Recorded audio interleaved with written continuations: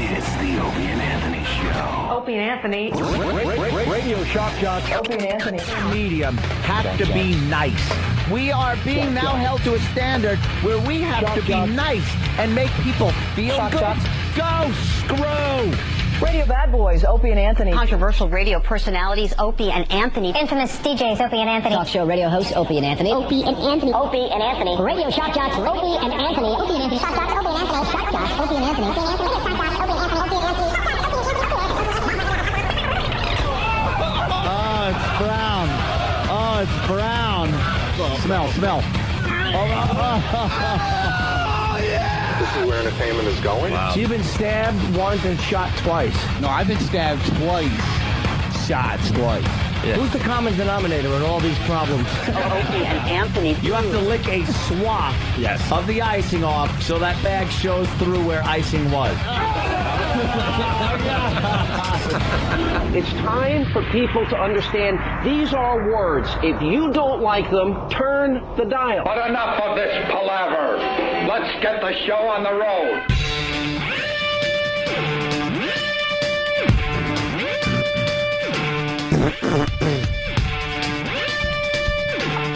Good morning. It's the Opie and Anthony Show.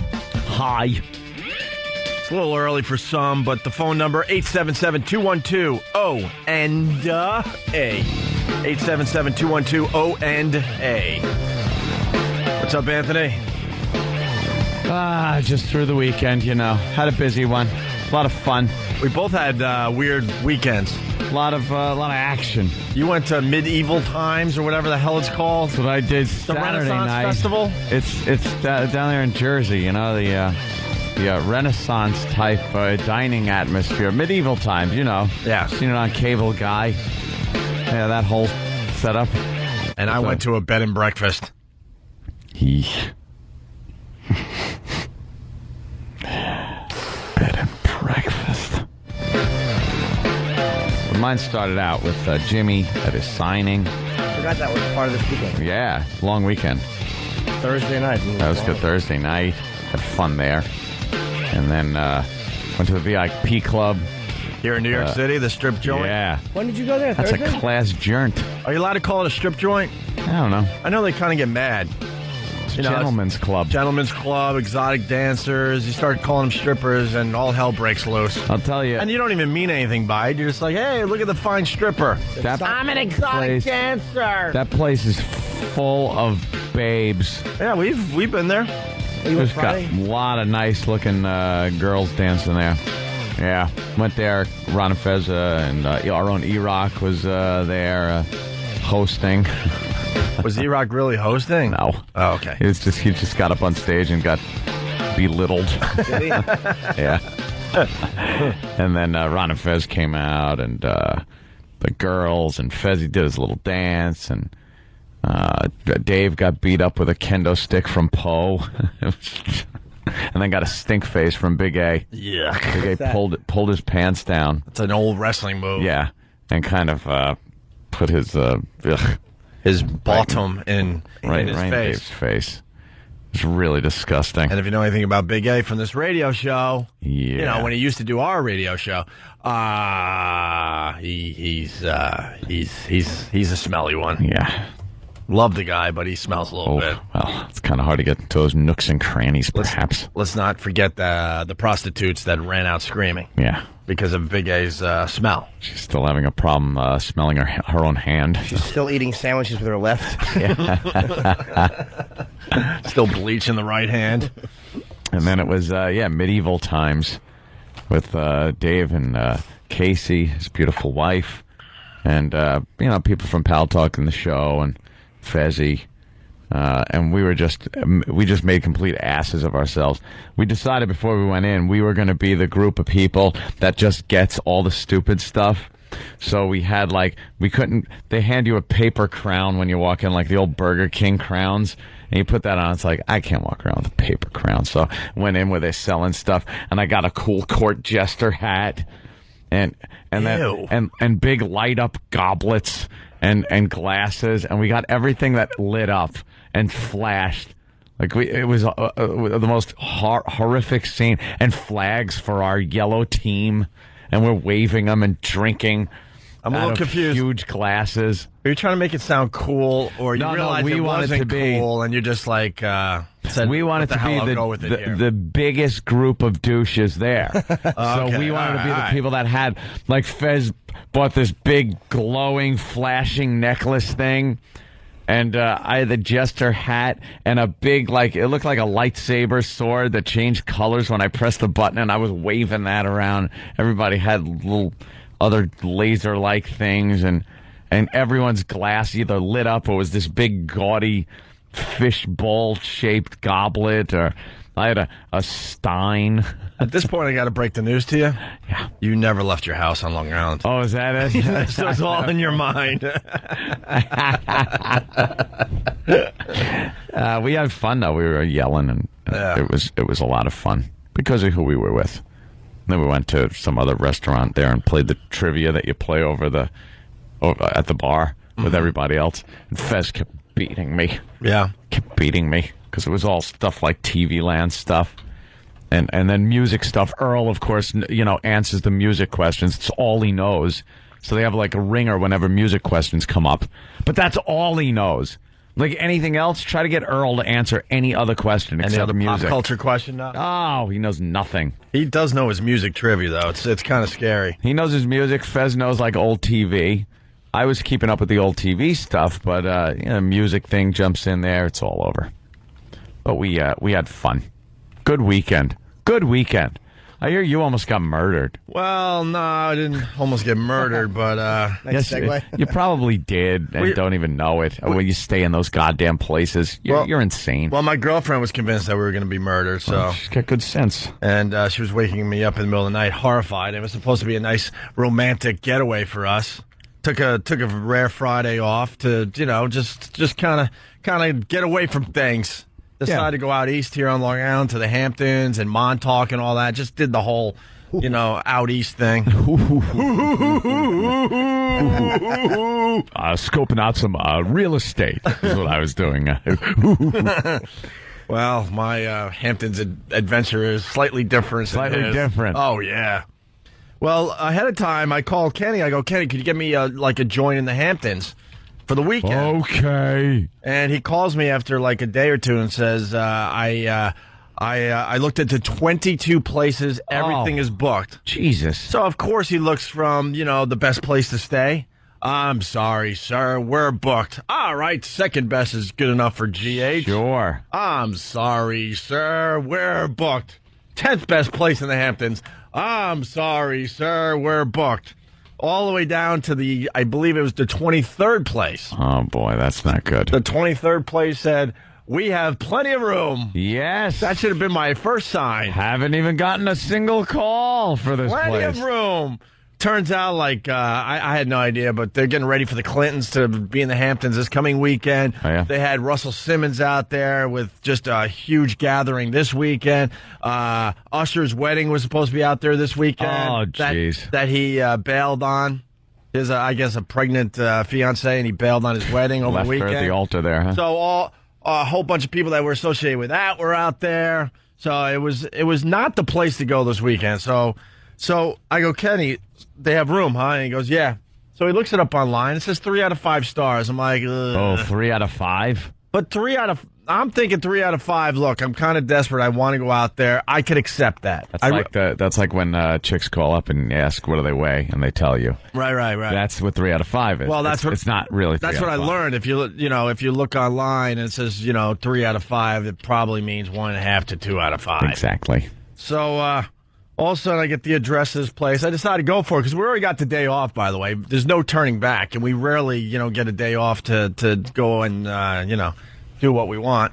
So I'm pulling into one of the Hamptons towns, and all of a sudden, the address is coming up, and I'm like, oh, my God, we're at least 5 miles from downtown, whatever.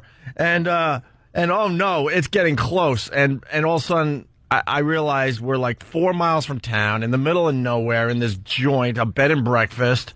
I'm like, oh my God! Bed and breakfast. That was my first sign that That was my first sign that we're in a situation. Was it a house? Like an old... Oh, yeah, it was an old house. Guy's been doing it for 33 years. Never will I go to a bed and breakfast. I did it once. They stink. Remember? They are awful. Remember Brewer's bed and breakfast story where the guy, yeah. like, what, hit on him or something? Yeah. They were getting massages, and next thing you know, the guy's nude with Brewer or something like that. Remember that story? That's a good one. It's one of my favorite stories ever by Jim Brewer. So we pull in. I'm like, I am so depressed. Right off the bat, I'm like, I am so depressed, okay? And I go, don't worry, we'll try to find another place. I'm like, screw it, right? Good luck. And we couldn't find another place, and now it's like we're out here. Like, and I'm like, you think we can make the best of it? I'm like, all right, we'll give it a shot. So we go in, we sign in. And he shows me the room. He opens up the door of a room that looks like your grandma would live in. Of course, aren't they all like that? Like they try to keep them quaint. I don't want quaint. I want modern. I want new stuff. So all the stuff was really... All the stuff was really, really old. The bedspread, the blankets, the pillows, everything was old. There were, we counted 7 or 8 chairs in the room, a lot of them rocking chairs. They had old, creepy pictures on the walls. Oh, that's wonderful. Where you're looking at this cute family, photo, and you know they're all dead by 50, 60 years. They gotta all be dead. There's a sketch from like a skating rink back in 1820. Just creepy old stuff everywhere. Was there a stuffed like clown puppet in the rocking chair? They had some like old stuffed animals and stuff. Was there a bath? Did you have your own bathroom? Oh yeah, that was it. Yeah, I wouldn't share a bathroom. There's my line. I wouldn't share a bathroom. Yeah, I'm not sharing a bathroom though. You're spoiled. So when we walk into the place, the guy's quickly buttoning up his like old Tommy Bahama type Hawaiian shirt. Welcome to the blank house. I'm like, huh? So he walks us into the joint, shows us the lay of the land. And were you the only people there? No, that's the weird part. This is how booked it was out there. His phone was ringing off the hook, and that's what I didn't get. Probably because no one stayed there before. They had no idea. How many rooms? I think it was like 5 or 6 total. Did you call it the blank house because you didn't want to say the name, or you couldn't because Al would have to dump out of it? I'm saying it starts with an S. I'm saying the blank house because in the end, I feel sorry for the guy. I got to be honest. I feel sorry for the guy because he really thinks he's running a good joint, and it was horrific on so many levels. So then we walk in, and he's like, "Yeah, the AC works, but you got to give it a little time to warm up." A little time, and it has like like doilies all over the place. Just old. Think grandma. Was it not? I'm not saying stink or anything, but was there like a musty old house smell to it? It sounded maybe slightly, but it all smells clean. Yeah. I mean, he definitely washes everything. Yeah, whatever. But like old houses and old decor just always smell old in a house. Oh, dude, this room was just waiting to go up in flames. It was all just wood, and it was like humid and just that awful hot. Yeah. That you get in the middle of the summer in an old house. And then he shows me the TV, which is like from 1980 something, a small little TV, and I'm like, oh my god, the TV isn't even good. And he goes, well, someone stole the remote, so you're gonna have to change it by hand. It's the old Sony Trinitron. And this was supposed to be our nice getaway out east. I'm like, oh my god, are you kidding me? My chick is depressed. She wants out. We look around. There's nothing available. So now we're gonna have to stay here. And, she's scared crapless in the middle of the night. Of course. Waking me up because she's hearing noises. She's convinced he's coming in at any moment to murder us. Did you have a lock on your door? It was one of those, what is it called? That one tiny little hook with the little a hook and eyelet thing that that was the lock. You just hook it. That is insecurity at all. I know. Flimsy. That is meant for a bathroom. So the door just doesn't swing open. Yeah. When a breeze hits, when you're going and you don't want people to see you. That's what those little clink, little hook and eye, little round eye thing and a hook. I'll be completely honest with you. At night, I actually, this is how sad it is because it was supposed to be our nice. Put a chair in under the knob. I put a chair and a chest and all sorts of stuff in front of that door in case he was coming through that door to murder us. I'm such a douche. That's great. So, and then like just weird crap. Like we were gone all day. I went out to the Montauk Lighthouse, and I went to the beaches out there and walked around town. And we went out to nice dinners. Everything else was awesome. We had a good time. But at the end of every night, we're like, oh, you have to go back there just to sleep. You know, she's getting ready to go out one night. The bathroom sucks, and she gets a black curly on her leg while she's showering. Who? Yeah, there was. I don't know, from, I guess, the people before us, because I don't have any black and curlies. Yeah, that did not make her happy whatsoever. Oh, God. And then one night, we're pulling back up. It's still light out, and we pull back into the driveway, and he's out there chopping wood. It's like 90, 95 degrees, obviously late July, and he's just chopping wood. For? And then he's, like, asking how her day was as he's spinning his axe. I'm like, what the hell is going on? And then another day we pull up, and he's like, I acquired this statue. Like this tiny little statuette, I guess, if they're, I don't know. And it's missing a head. He goes, I acquired this statue. It doesn't have a head. I don't know what I'm going to do with it yet, but I acquired it today. And he carefully places it down with all the other junk that he has in his yard. He's one of these hoarders. He's like a pack rat. He has stuff everywhere. A person that runs a bed and breakfast that isn't kooky? That isn't just a little off? It's got to be it's the whole thing. In order to open your house up to other people and have a bed and breakfast, you have to be a little nutty. Yeah. So these people are like, they call them eclectic. Yeah. Little nut. Oh, he's a little off, a little weird, has quite the personality. No, it's creepy, kooky guy, and you're staying in his house with no privacy or no security, no room service. Well, and did you go down to eat breakfast? No. I refused. But if you have a bed and breakfast, you're either gay or your spouse is dead. Well, there you go. Funny you should say that, Jimmy, because it just seemed every time we were leaving the joint to go somewhere, he was always around. And he built this huge shed, like it's almost a house in itself. It's that big. It has 2 levels in the back.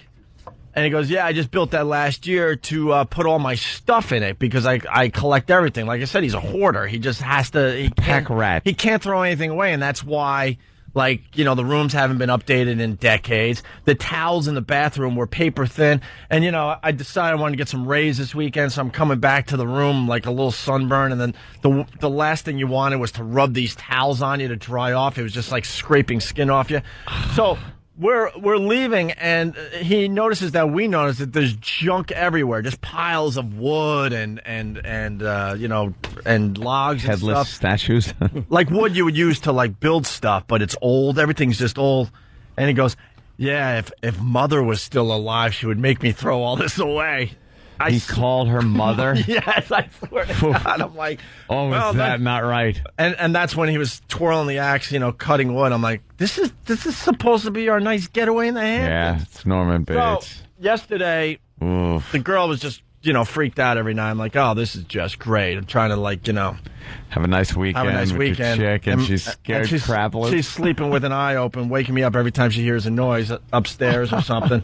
And then yesterday, we're clearing out to leave to go to JD's birthday party there in Huntington. And I go, hey, do you have a to-go cup? Because he had fresh coffee. The coffee was at least good. And he goes, yeah, I'll be right back. He goes, you haven't heard this yet, Jimmy. He goes and he comes back with 2 Dunkin' Donuts cups.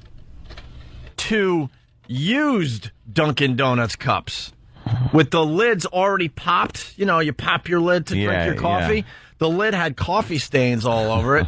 And inside the cup, it was obviously a used cup. There were still coffee stains in it. And he digs through them and he goes, oh, this one's pretty good. And gives me one he thought wasn't as bad as the others. And pours the coffee into both of them and goes, here you go. And then goes, I knew these cups would come in handy someday.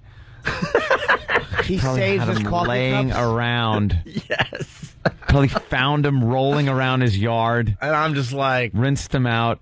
Obviously, I just grabbed the coffee like, oh, thanks, really appreciate it. Hey, you have a great place here. We'll see you next time we're in town.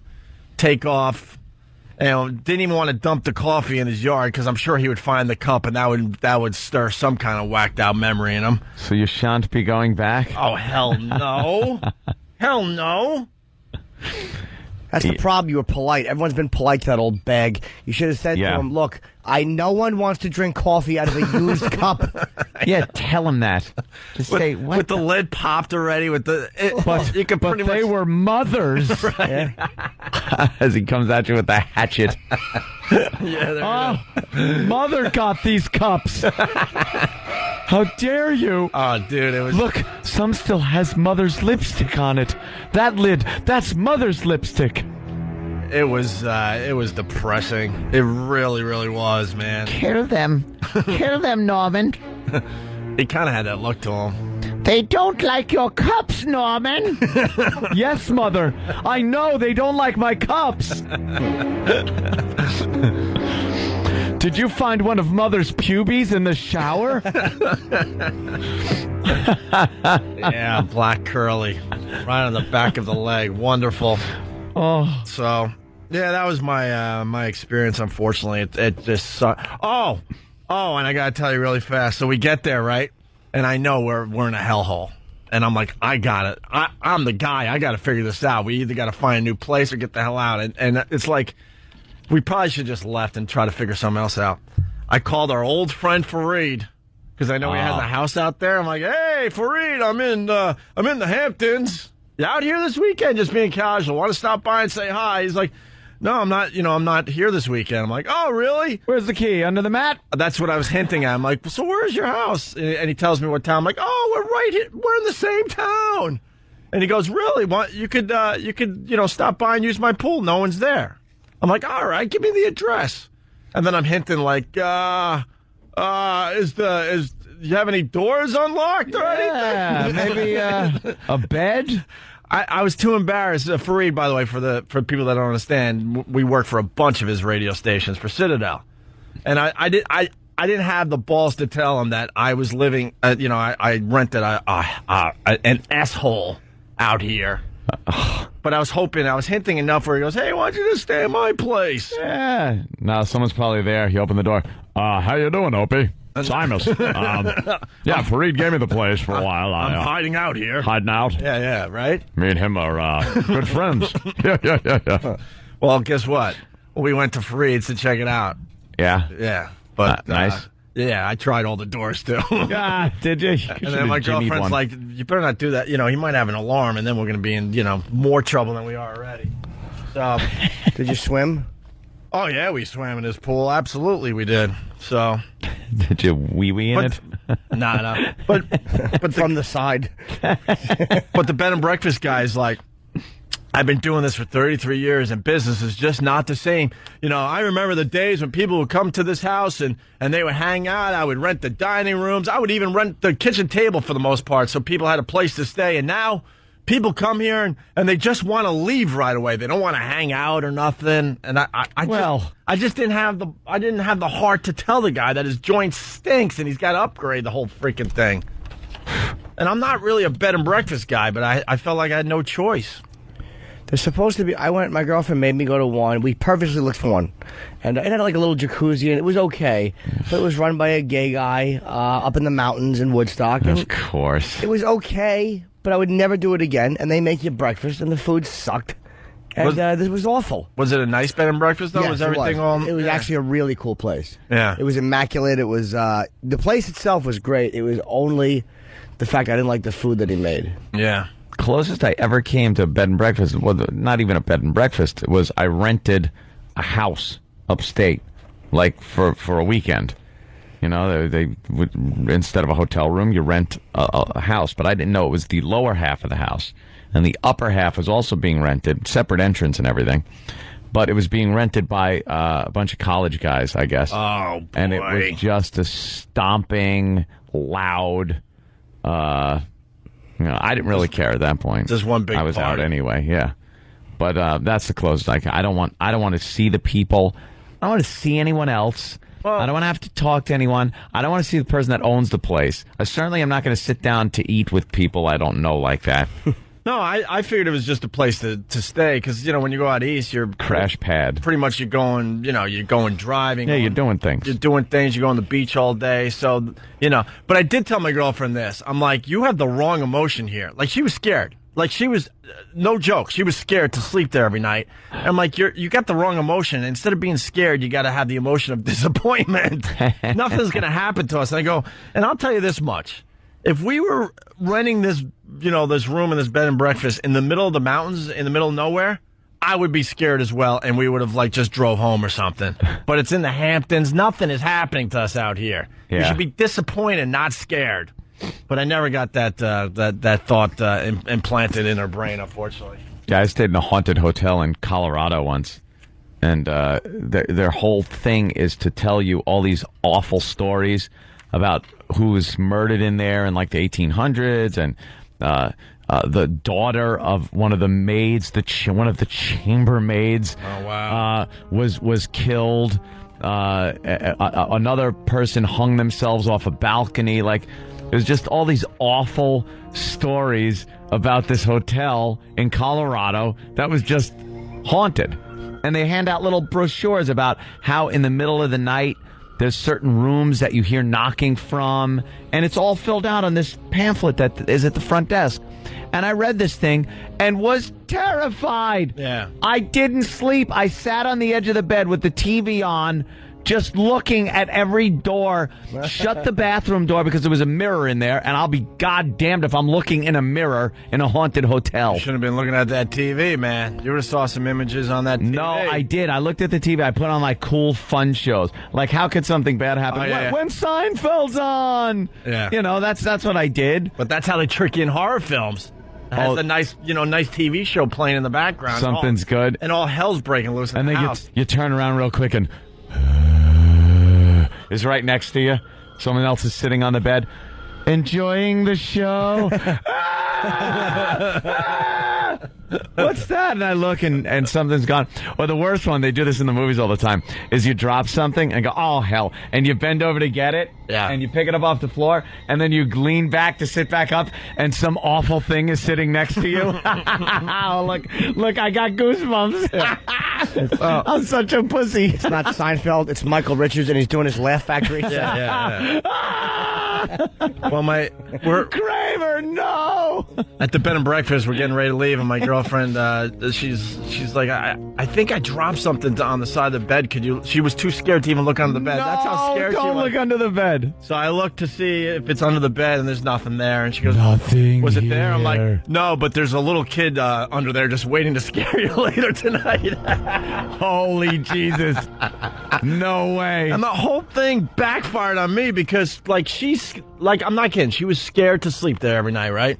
And it backfired on me because I could control just walking, around, with my own brain, but I can't control my effing dreams. So because of her stupidity, I'm dreaming horrific crap. Come play with us, Opie.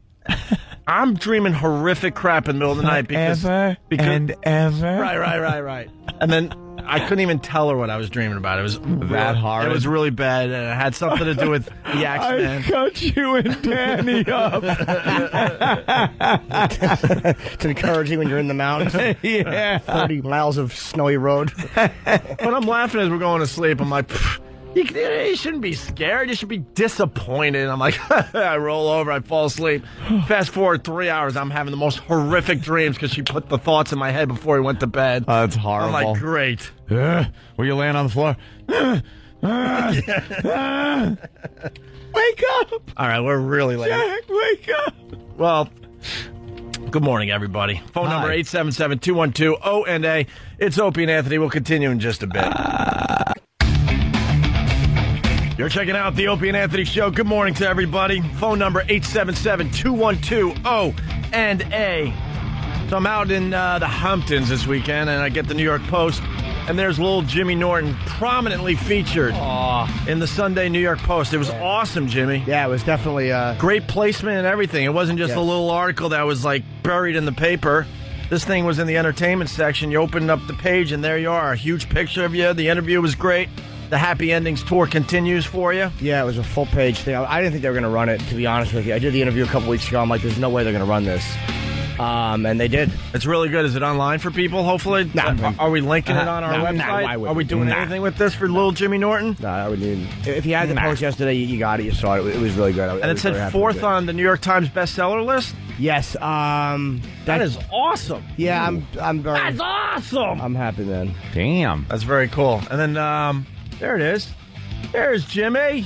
Let me see his picture. It's huge. Look at this thing. Wow, that is big. That's Jimmy Norton, all right. They didn't bury this. This is like a hot section in the Sunday Post every week. It's the Pulse section. It's all like the movies coming out and the books you want to buy and the video games and all big that. Things. All the entertainment, and it's a full-page Jim Norton interview with a fine picture of Jimmy in a hoodie. It says Opie Anthony sidekick Penn's memoir. I know. Penn's which is funny. memoir. My memoirs. It's very, very cool, Jimmy. Yeah, I was happy, man. She was a young girl named May. It's like memoirs. She had a full bladder. You have a quill. And you're flying out to L.A. this week? I fly out tomorrow. I might be gone the rest of the week. I might be back on Thursday. I'm doing Kimmel on Wednesday. Hey, that's really cool. Look for Jim Norton on Jimmy Kimmel this coming Wednesday night, all right? And thanks to Anthony for coming Thursday. Wouldn't have missed it. Yeah, it was like 350 people. We sold out of books. I heard. The biggest one yet in Long Island. 3 minutes from my house. How could I not miss it? That was nice. If it was 4 minutes, I'd have thought about it. That Shelby was beautiful. He brought his red car. I thought it was a blue car. Ooh. Amazing. Brought my race car with me. And I heard some of the fans were making believe they were taking leaks on it. Yes, they thought they were being funny. Getting pictures of them taking fake leaks on your car. They would have been pummeled. And Jimmy, I would have been there, obviously, but I needed to get away a little bit. You were in some funeral home. Oh my God, that didn't work out. And Tom couldn't wait to barge through the door to go, that's what you get for taking a day off. See? Thanks, Tom. Thanks for the support. We're having fun laughing. Opie's pushing like dressers against the door. I don't know what it is with me. Nothing bothers me. Like, I could stay in a place like that, but you gotta, look out for the girl, obviously, you know? Yeah, that's it. If I was just by myself, I would have just dealt with it like, whatever. But I have to worry about her emotions and keeping her happy, which, it should be the case. But I could sleep anywhere, and I have slept in many strange situations over the years. So. Shut the lights off in the bathroom and open your eyes real wide and look in the mirror and say, like, Crazy Mary, 3 times. Yeah. Very creepy. All right, what else is going on? Tony Gwynn and Cal Ripken in the Hall of Fame. Do we have any blubbering audio from those men? We love when real men cry. Yeah, there should be. Let's see if... love of God, every time one of those people are inducted in, and, it was all about fans. They try to hold together. Yeah. This is difficult for me. It's been emotional all through my career. I just don't have a fan. Love One that. of the best ones is Mike Schmidt. Oh, did he lose his mind? E-Rock, you got some crying audio for me? He's got to listen back to that clip and just go like, what the hell was I thinking? There's the clips right now. You got Tony Gwynn and Cal Ripken. Tony Gwynn was a fine hitter, but then I was telling Jimmy, the worst hitter in Major League history will surprise a few people. Rod Carew was the worst hitter in baseball history. Rod Carew? Because he would just slap at the baseball. Oh, never really given it that... Now, I know some New York fans were going to go, well, it has to be Dave Kingman, who batted, 105 in his career, but had monstrous homers. He would have 30, 40 homers a year and about 600 strikeouts. But Rod Carew, worst hitter in baseball history, because the guy would just slap at the ball. It shouldn't have, half those hits shouldn't have even counted. He never took a full swing, right? No, he would just use a slap hitter. He would just slap singles all day long. But what did all he day end up long. with?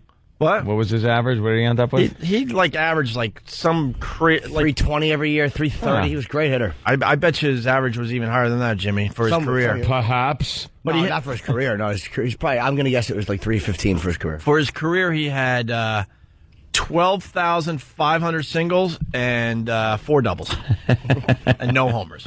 Not even close. Hey, we got the Mike Schmidt? Yeah. All right, here's 1,000 Mike. singles. He has 3 times as many as Pete Rose. He has more than Pete Rose and Ty Cobb combined, plus 4,000.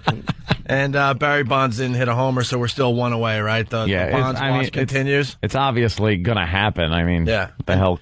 And him and Costas are going at it. Wow, Bob Costas is just so brave. He's a rebel. A day after Barry Bonds called him a little midget man who knows nothing about baseball, broadcaster Bob Costas said he wasn't upset with the San Francisco Giants slugger and responded with a jab of his own. As anyone can plainly see, I'm 5'6.5" and a strapping 150 pounds, and unlike some people, I came by all of it naturally. He also said, I'm not a... Oh, Jesus, Bob. I have to bring that into it. Here's Mike Schmidt.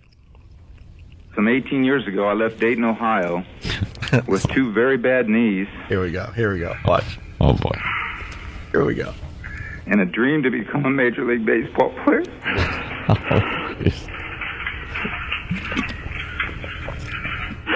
I thank God that the dream came true.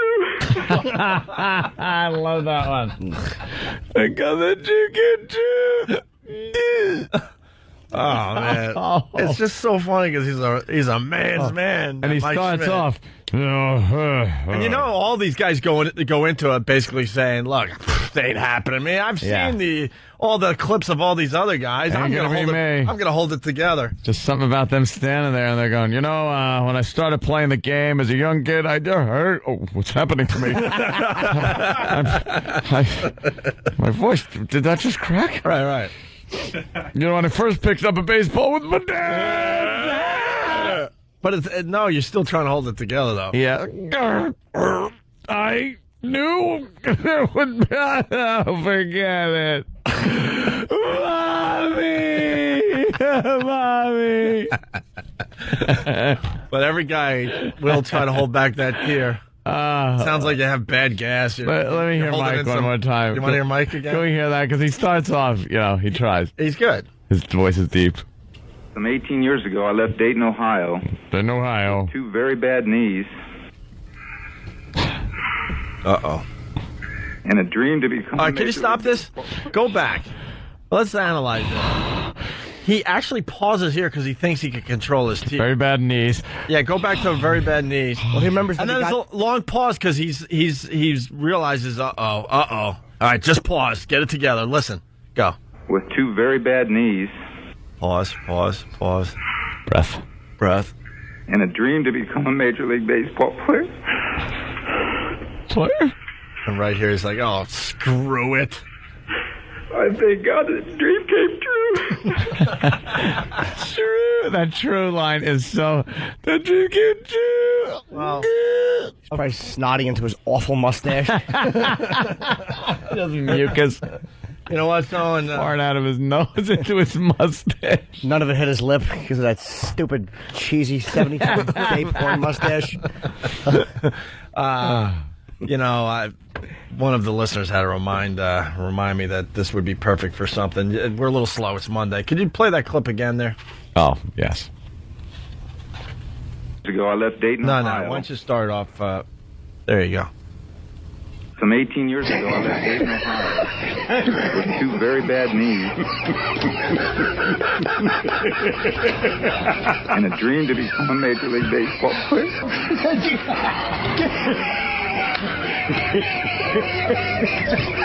I thank God the dream came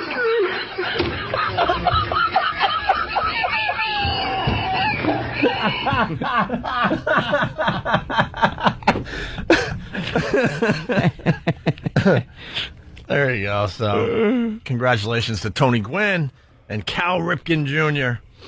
All right. Hey, we got a very busy week ahead of us. We're doing What the Hell Is That this coming Thursday? Yep. What the hell is that? We could use a few more contestants, I do believe. Always can. If you got something going on with you and you're like thinking to yourself, what the hell is this? Or what the hell is that? Yeah. Or maybe you have a friend and you're like, hey, what the hell is that? You can come in on this coming Thursday and we have doctors that will basically tell you what's going on with your body. Yeah. They take a look at you and go, that's nothing. You know what that's called? Blah, blah, blah, blah. And then you go home, you feel good. Or they go, maybe you ought to have that checked out. Or you might have a few doctors tap out because they don't want to be sued. They don't want to be or the one that malpractice. tells you have a horrid disease. Yeah. Nah, we're looking for anything. Even if you know what it is, just so the doctor can look at it and go and to explain to us, educate us as to what it is. You could even come in here and make believe you don't know what it is, but you know what you got is going to shock the hell out of the radio audience. We don't care. We don't care. What about nose smeared on his face guy? Nose smeared on. I think he's coming in. Is he? Yeah, I think he's coming in. Good. So all you have to do is email Travis at foundrymusic.com, FOUNDRY music.com, or you can give us a call right now. And who's working the phones today? Danny? Danny's working the phones. He'll take your what the hell is that's, and we'll see if you qualify for Thursday's show. 877-212-ONA, and we got an iPhone to give away this time around. iPhone. And a lot of money and some other fine prizes, okay? Yes. All right, we got to catch up a little bit here. We got to take another break. When we get back, helicopter crash. We got the audio. Oof. I don't think anyone else is really going to play this for you guys today. Brutal. It is really, really brutal. You hear the last words of someone's life. Yeah. I imagine they won't play it the same way this show will, with certain other things dubbed in the background. I don't know what you're talking about, Jimmy. We might be nice. It's Opie and Anthony. Opie and Anthony. Opie and Anthony. Opie and Anthony. Opie and Anthony. It's the Opie and Anthony Show. You're checking out Opie and Anthony and little Jimmy Norton. We got Brian in New York on the instant feedback. He writes, Rod Carew hit 328 lifetime, 3,053 hits, 445 doubles, 112 triples, 92 homers for his career in 19 seasons, by the way. He only has 200 hits, 4 out of 19 years. You won't find a much better hitter. And then he writes, dumbass.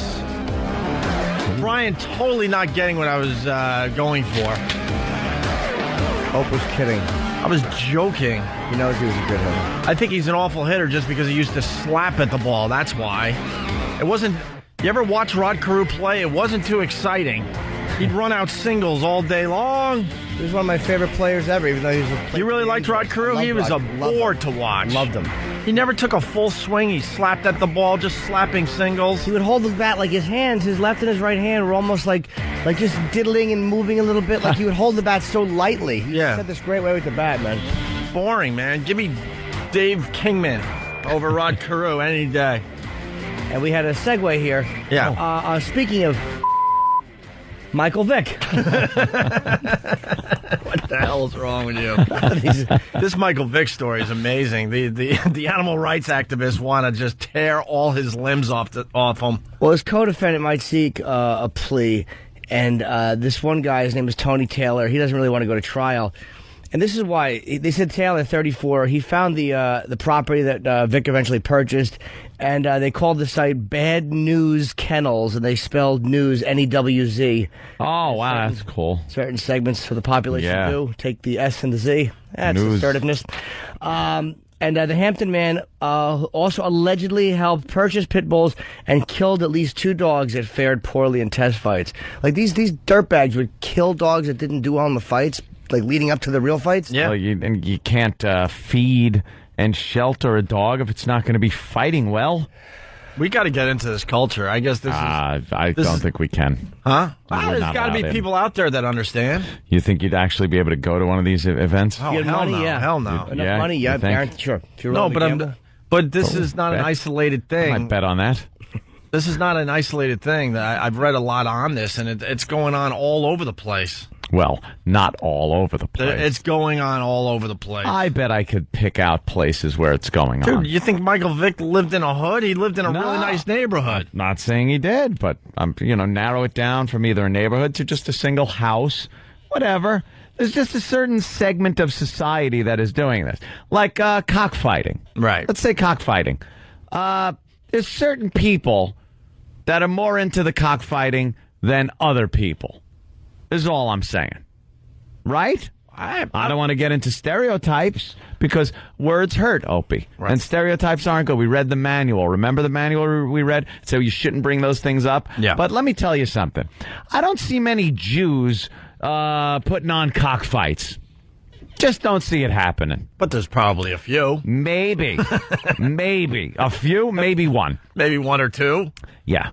And as far as pit bull fights go, probably not a big sport amongst the Irish.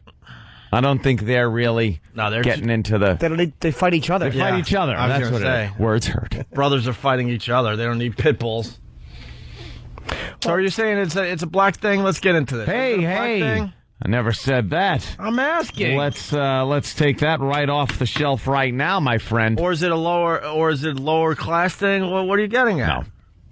Is it a minority thing in general? This is probably... Puerto Ricans doing the... In my opinion, based on things I have seen, it probably is more prevalent in the African-American community than in other ethnic communities, the pit bull fighting. See, I always pictured like guys like hillbillies or like those southern poor white tribes. Oh yeah, I'm sure that's happening. That's why I always kind of associate but with not dog like fighting. to this level of pit bull fighting.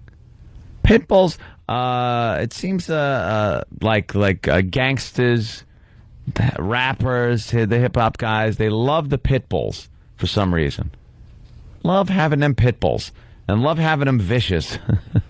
And the fighting is probably an extension of that, I guess. Well, you know, and they guard drug houses, a lot of these dogs. And Yeah. what they'll do is they'll actually have, they either train them not to bark, or in some cases they have it taken out so they can't bark. They do something to them surgically. Oh, that's so nice. that you don't warn people that the dog is Right. watching, so you go up to steal drugs. And it just runs at you, and the cop shoots it.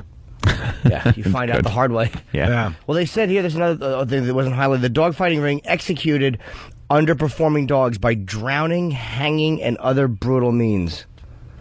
Why would you drown That's just a pit bull? savage and a way that you're having fun doing that.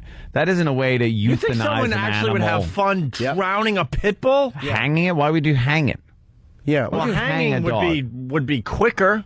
Would it? Drowning has got to be just brutal for the dog. Well, unless it's because the pit bull is vicious, it's kind of hard to hang it, like once you put the leash around its neck, then you hang it or you drown it. It's like, how else do you kill something that's that vicious? If you hit it with a bat, you might miss and it might attack you, and bullets cost money. How about you cut its head off? Well, how do you hold it still? You put a rope around its neck, you put a rope around its legs, you pull them straight like you do a pig when you shoot it in the head, and then you lop its head off with a big machete. Why not? I think it beats hanging them or putting them in the water. Michael Vick's never going to play in the NFL Wow. again. I hope not. He's never going to play again. You don't think? No. The NFL can't have him playing. I don't know. The animal rights activists, they're showing up at the court and they're yelling and screaming. They want Just wait till you see his defense. I'm sure it'll be all about this guy, the other guy, play the race card, blah, blah, blah, and he'll be fine. That's what happens. I don't know, man. This is a bad one. They got bodies. They got dog bodies. I'll tell you about another football player where they had two bodies, and he's walking around with blondes right now. Wait a minute. Let me think. Okay. Boomer Esiason. Oh, wow. Good old OJ. Broke my arm, Boomer. So you think Michael Vick's going to play again eventually? Yeah. Yeah. I don't see this Not anytime soon. killing his career. See, people are just saying he should be dragged behind. Should be. I mean, there's a lot of crazy Should things be. What's going to happen, though? You watch. Well, he's not playing this year. That's a guarantee. You can afford a real expensive lawyer. Time goes by. People forget. You cop a plea. You do this. You do that. You talk. You negotiate with the NFL. And before you know it, he's back out playing. How many dogs died? A lot. A lot? If he's found guilty, if they realize that, yeah, he did do this and he did know, he isn't, I don't know if he plays again. The animal rights activist lobby is really powerful, and they will go after the NFL horribly. They'll go after their advertisers horribly, and they got enough celebrities involved with PETA and stuff like that. That's a big one. Yeah, man, that's a big one. This is going to be a tough one, man. I don't think he comes back anytime soon. We'll It's just my opinion. He's definitely not playing this year. No. Nah. All right. In other news, the helicopter crash over the weekend. Wow. That one's pretty brutal. Huh? That one's pretty brutal. You know what? I was just thinking about helicopters the other day because here in New York we had the steam pipe explosion, and I saw a lot of helicopters hovering over the scene, and I was thinking to myself, how the F aren't these helicopters crashing into each other more often? Well, you're supposed to be able to see each other. These you see these all the time. It was a nice high shot of a police pursuit. And then the guy gets out of the truck. He's running. The cops get him. And you hear the pilot say he's going to hover in that area, keep an eye on the police for a little while. And I guess another news copter was coming into the same area to hover and keep an eye on what the cops are doing, and they hit each other. I wonder if one guy didn't see the other guy, or if a gust of wind, if maybe they were hovering too close and a gust of wind took him into him. They shouldn't have been that close where a gust of wind would have brought them into each other, but I'm thinking, they must have hit each other either from behind. Well, they'll have a full investigation. They shouldn't be that close, but, they're in competition with each other, and it's like, hey, the other channel has a much better shot. What are you doing? Get in there. Get in there. Or we'll get another, pilot to do the job. It looked like they were both damaged from the back. It didn't look like the front was damaged, so I think they must have hit tails, and then, right down. Well, here we go. You hear them screaming, which is horrible. Before they go to the anchor, back to the anchor, when the picture gets all screwed up, you just hear like, "Rah!" Yeah, so I caught that when we listened to it before. It's that's creepy. what you do when you're crashing. Hey, you go, Vanderslice from Philly brings up a good point. Mike Vick is in federal court. OJ was tried in L.A. County. Huge difference. Yeah, you have to agree with that one there. All right, here we go. Here's our helicopter coverage. Aviation officials are still trying to figure out what caused 2 news helicopters to collide in midair. 4 people were killed, one of them from our area. Hey, oh my God. Channel 15 and Channel 3 just had a midair collision. They're in the park. Oh, okay. By the way, we were listening to this during the break, and Ann pointed out that this is some of the worst acting ever. That guy stinks. You're seeing 2 helicopters crash and plummeting, and knowing that most likely no one's going to survive, and this guy's acting just sucks because he's from another news channel. Jimmy. I'm sorry, guys. What happened, Jimmy? What happened? Jimmy, we're in the middle of a serious story here. What happened? Just shot a clip on CW. Steve Martin was water skiing and he fell. It was hysterical. His movies are good.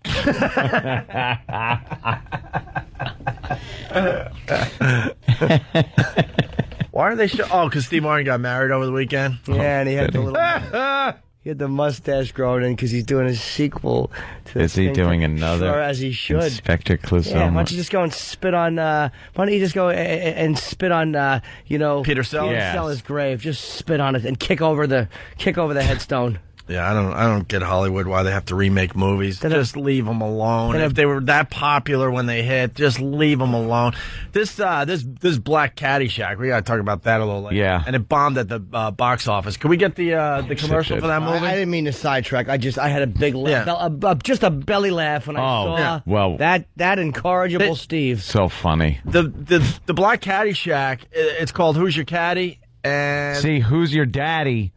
But who's your caddy? And they kind of threw it out there, and they didn't really want to acknowledge that it was a Black Caddyshack. And now finally they're admitting, it's a Black Caddyshack. We just kind of changed the name to throw people off a little bit. Yeah, they did. And it did horrible business at the box office. All right, back to the helicopter guy with the bad acting. Channel 3 just had a midair collision. They're in the park. Oh man. Now, those were the cries of another chopper reporter at the scene in Arizona. Long Island native Jim Cox was among the victims. He was aboard the KTVK news helicopter Friday when it collided with a second chopper. Both plummeted 500 feet to the ground. Mourners have been leaving cards, flowers, and candles at the scene all weekend. Horrible, right? Yeah. Oh, we got more. That's just a warm-up. I never understood going to the scene and leaving stuff. It's like just a human thing, a way of healing. It's just morbid.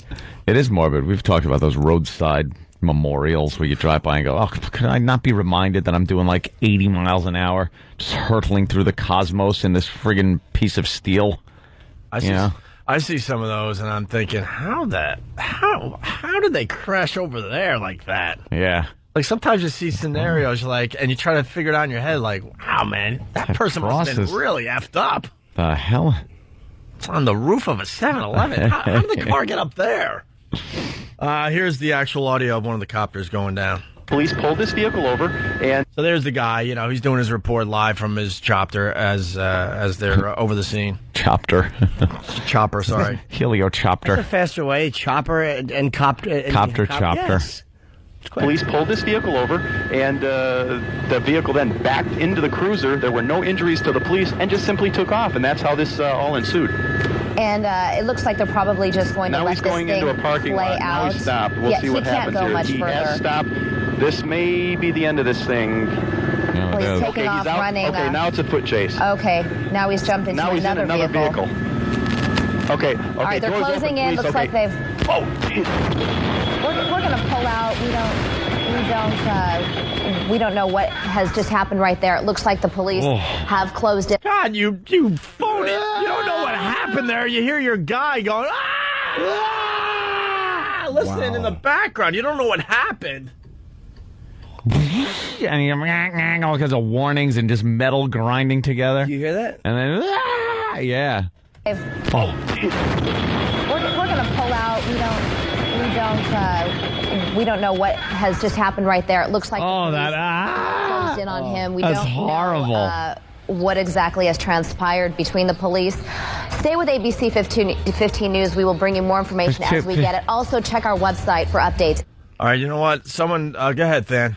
I was going to also say, like, whoever's running the board over there has real icy nerves, too, because they slowly fade out the audio. Fade it, yeah. It wasn't like cut it right off. You don't slam it, you just turn it off. They kind of, because you don't want to be unprofessional. You probably don't think of it. You hear a big noise. You probably think maybe he dropped the camera or something stupid. Or right. Yeah, and then he's yelling that he dropped the camera. She did come back a minute later, though, didn't she? And go, there was a crash. Yeah. By the way, someone on instant feedback, Opie equals harbinger of death. We did the Tammy Faye audio. I said she would be dead by within a week. That was an obvious one, though. Anyone could have said that. And then I talked about the steam pipe thing, where actually manhole covers exploding and stuff just before the day before the steam pipe thing. Right. And now this guy is saying that when Jill Nicolini was in, I talked to her about helicopters crashing. Well, yeah, because she used to be the copter girl. Yeah. Oh, yeah. I said, wasn't that like scary for you? And she said, no. That stuff doesn't happen. All right, and now we got a longer version of the pilot. Pilot sees chopper crash. Yeah, this guy just does a Hindenburg thing. He can't take it. Really? That's got to be a little rough, though. You're up there in a helicopter just watching two of your... So this guy's in another helicopter? Yeah. Man. Holy crap! Oh no! Oh Jesus! Oh God! Oh my gosh! Hey! Oh my God! Channel 15. I can't even listen to this. It sounds too much like Bill Hicks. It's freaking me out. It does sound a little like Bill Hicks. It sounds so much like Bill Hicks. Holy crap! Oh no! Oh Jesus! Oh God! Oh my gosh! Hey! Oh my God! Channel 15 and Channel 3 just had a mid-air collision. They're in the park. Oh man. Oh, Jesus.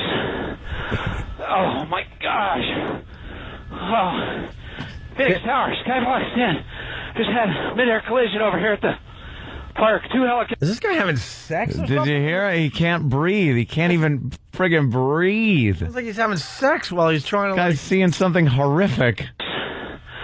Oh, my gosh. Oh, my God. Oh.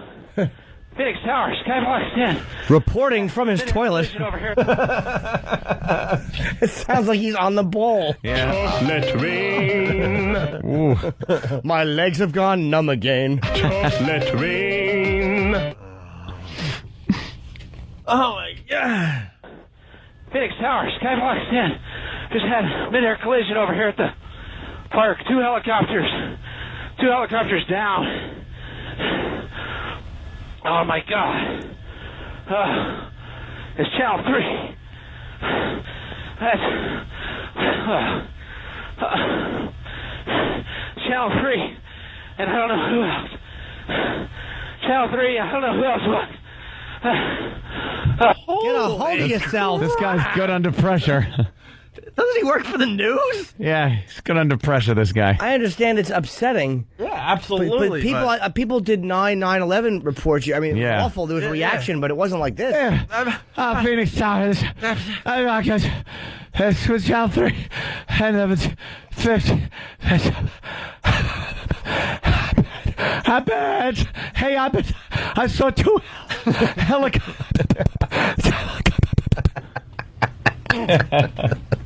Get a hold of yourself, man. I bet 2 helicopters.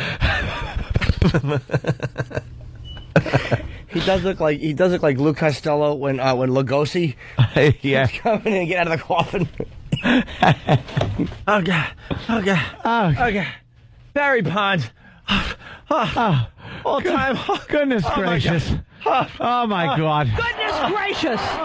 Of all the dramatic things I've ever seen. 2 helicopters fell into George Steinbrenner's box.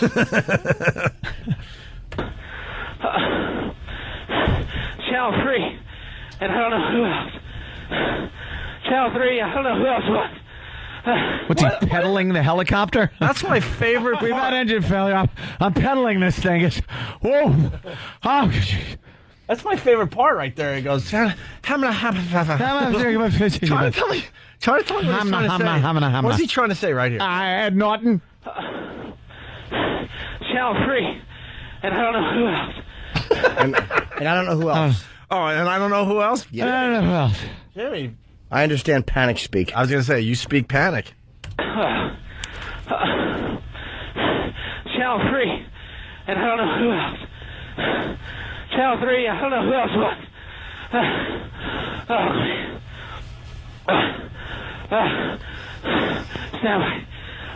Stand by. Like Channel 3, and I don't know if that helicopter possible. Roland is smoother on the phone. That guy must have needed water so bad after that. I'm hearing he knew one of the guys. He was friends with one of the guys. Really? One of the pilots. How do you know what copters they are? I guess it says it on the side of the helicopter. Oh, yeah, it's right on now.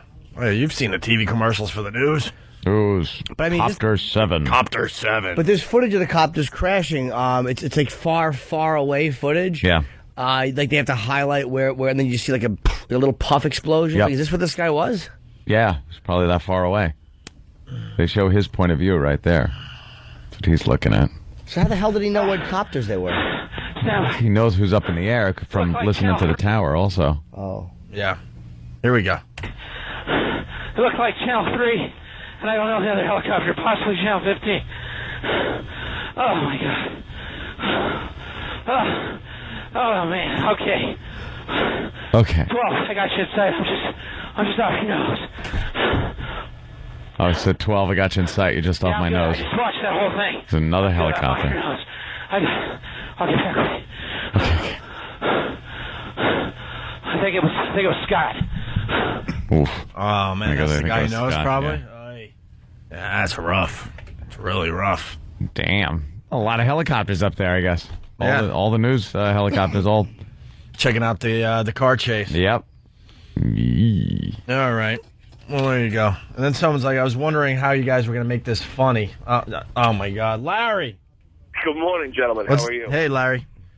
Nothing. I was just listening to it and wondering, like you just said, how it was going to be funny. And then all of a sudden, since you made, the comment about the guy being in the bathroom, I haven't been able to stop laughing. And I think if you guys throw in one line at the end of when he starts, gasping for air, say something like, maybe, wow, that chalupa went right through me. You guys have a good day. All right. We really weren't trying to make that funny. Sometimes, it is what it is. It's just very interesting to hear that going on, right? It's real life drama. Yeah. Just awful stuff. Poor bastards. Well, we got we can go old school. It reminds us of what happened back in 1986 here in New York City, October 22nd. Oh, that was 86, huh? Yeah, that's 21 years ago. Coming up on 21 years, we had a copter go down. Yep. Listen to this. Okay, here's Jane Darnacker. All right, could you stop? Yeah. E-Rock, what's wrong with you today? You're really slow. And you were late today. What happened? Why were you so late today? 23 minutes and 50 seconds. Let's round it off to 24 minutes. Wow. I know it's Monday, but you're definitely off. You're off a step today. What's up? I was having some bathroom problems today and through last night. Wait. Bathroom problems? Is that audio of you? Oh my God. It's E-Rock. I'm in the... Oh, Jesus. Well, now we can make it funny. So we got audio of E-Rock. This is why he was late. Holy crap! Oh no! Oh Jesus!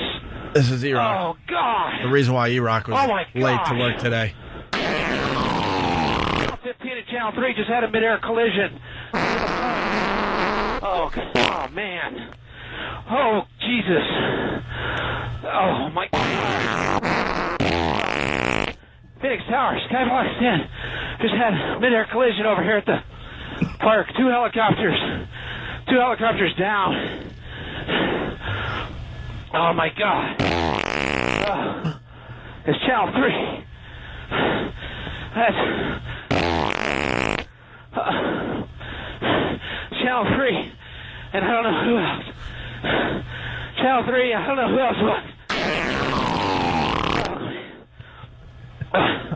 I don't know who else was. Possibly Channel 15.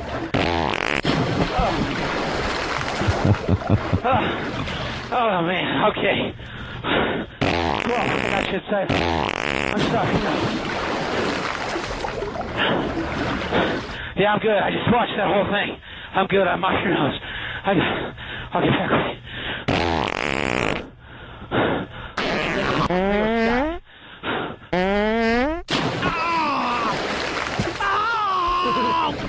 More audio of E-Rock in the bathroom.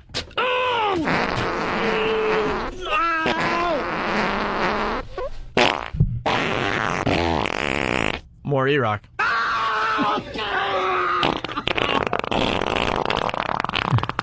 Fart equals funny. You know that by now. All right. What'd you eat, E-Rock? Yeah, why bathroom problems today, E-Rock? I don't know. Decided to try some prepackaged salmon in a roasted garlic marinade.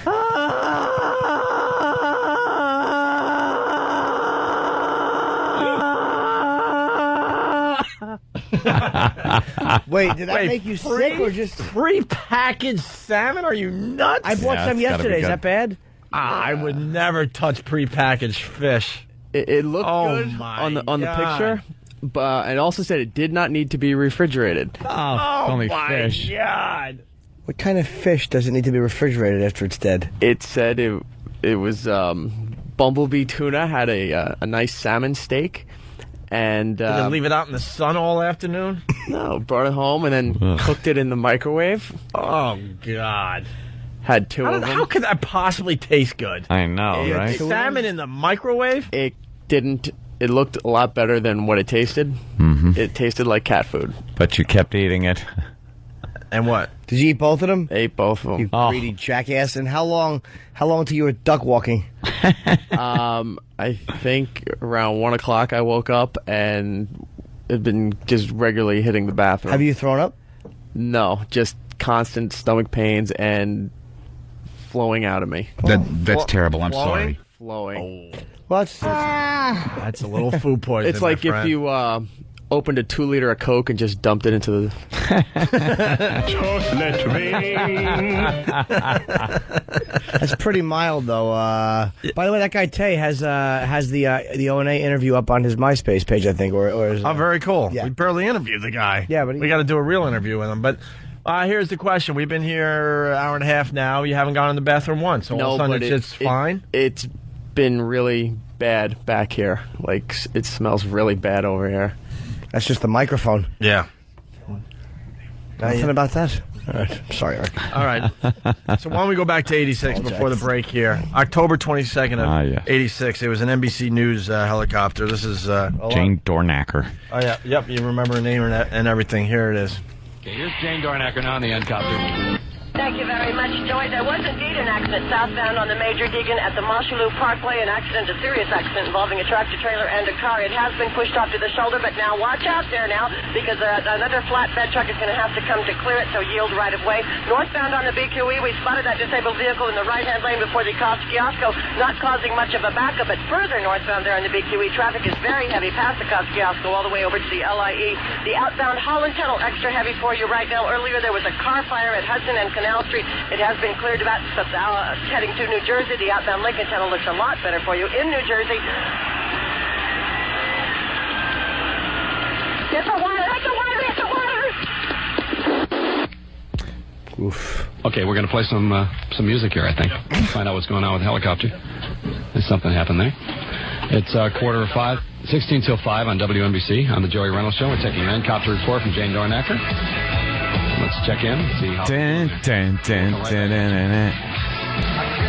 Huey Lewis in the news. Was that? Oh, it was, huh? Why can't anyone be like real? And just Obviously, go, there oh was- my God, they just Right. crashed. Well, we heard what happened when someone's real. They sound like they're panting. That guy. Oh, gosh. But I respect that more than what we just heard. Like, well, we're going to play some music. Obviously, something horrific just happened. First of all, why would you go to music? Now you got everyone listening going, what the hell happened? That's why. You like Huey Lewis in the news? Yeah. You sit there on the air until you Did, figure it did. all out. So what happened? Hip. I mean, Like, because, you know, Hip to be square. yeah, you know how many people saw that go down? So they're going to be calling the radio station immediately with, like, eyewitness reports, and you go to a Huey Lewis song right away? what happened? Do we know? Like, obviously, she died. Oh, yeah, that's her final words right there. Yeah, I think it was a tail rotor. Oh, so it wasn't a crash. They lost the tail rotor and just went shoop, shoop, shoop, shoop, shoop, shoop. Do you know how high up they were or anything? They were whatever. Like, what? How high do those things go for traffic? Half mile up? After you're a few feet up, it really doesn't matter. Doesn't matter, really. You're pretty much just. What's the second one we got? That was the second one. That was just the longer version. The first one was just. Well, the what's in the actual crash. longer version? That's what we. That just was what we played. just heard. Oh, okay. With, But the Joey Reynolds show, he Joey goes Reynolds. to music? But Huey Lewis, they were pretty hot back then. You know. Hey, he probably had to get his music in. Or the PD would march in and go, Yeah. Hey, What are you doing? Is this a talk show? Excuse me, sir, but a helicopter lady just went down. We got to get our Huey Lewis in. We want to, stay on the air and maybe get some eyewitness reports on this one. Play all the currents. Right. Huey Lewis. All right, we got to take a break, but there you go. It's Opie and Anthony. It's Opie and Anthony. Heading toward another One Traveling Virus comedy show this Saturday outside Detroit, actually. We keep saying Detroit, but it's outside Detroit. What is it, like half hour, 40 minutes from the city? I think so, yeah. I'm not sure. I don't have the info in front of me. First time I'm going to Detroit. I've never been there before. Have you, Jimmy? No, I've not. Ooh, Jimmy's been everywhere. I'll be there on. I'm doing a book signing on Friday the 3rd at 7:30 at Borders, 34300 Woodward, which is in Birmingham. I guess that's right near Detroit. And then Saturday morning, we're all doing, the whole crew is doing like a big news show, and then we're doing the Traveling Virus Saturday night. Doing a little local TV in Detroit. That should go well. Who's involved in this? Everybody. It's going to be us, Jimmy, and who else? Everybody. They're going to do a few different things. Jesus Christ. I think they're doing me and you, then they're doing me, you, and Jimmy, then they're doing me, you, Jimmy, and all the comedians. The anchor afterwards is going to be like, oh my God, it was the One virus. I saw it. All of them. It could have been Patrice O'Neill. Oh, Jesus. Oh, Jesus. It's all brought to you by Bud Light, always worth it. Tickets still available for Saturday's show. Go to Virus Tour, one word, on MySpace for all the info. And we're running that military special. I'm sure if you have a military ID, you get in free. Hoorah! Hoorah! I got the info if you want it. I just gave the info. All right. That's all I need to know. Military ID, you get in free. This Saturday at the One Traveling Virus Comedy Show. 8 comedians, including hometown boy Stephen Lynch. Is he from Detroit? He's from Michigan. All right, getting into other things. The Simpsons movie, #1 at the box office, $72 million. We didn't even talk about this, but we got to see the Simpsons movie before it hit the theaters, and we all liked it. Yeah. I was discussing the movie with a bunch of people over the weekend, and the Simpsons have been on the air 40 years at this point. 40 years, some ridiculous amount amazing of time. Yeah. And I 50th anniversary. I think if you're a fan of the Simpsons, you're gonna leave the theater disappointed. Yeah. Just because your expectations are so freaking high. You know, a lot of people, when you get past Homer and Bart and a few other people, you have other characters that are your faves. Yeah. And they don't even talk in the movie. There's just not enough time to get all this stuff in. You know? Plus the fact it was interesting that they turned it into kind of like an action film. Oh, they did? Well, probably just because it's in the movies, you know. They're able to do that. Spider Pig. Da-da-da-da-da, Spider Pig. Because they're able to do that because it's a big screen movie extravaganza. But, I mean, the first half of the movie I thought was better than the second half, right? Yeah. Yeah, that was our general consensus. But, I mean, it's definitely a good movie. Much better than I now pronounce you Chuck and Larry. Which came in second. Yeah, people still going out and seeing that disaster. $19 million dollars over the weekend, even though like it just got horrendous reviews. Dude, I can't even look at the posters. This weekend, I'm driving into the Lincoln Tunnel, and I'm stopped, and I turn my head, and there it is on the wall. Just that big poster of what's his face there?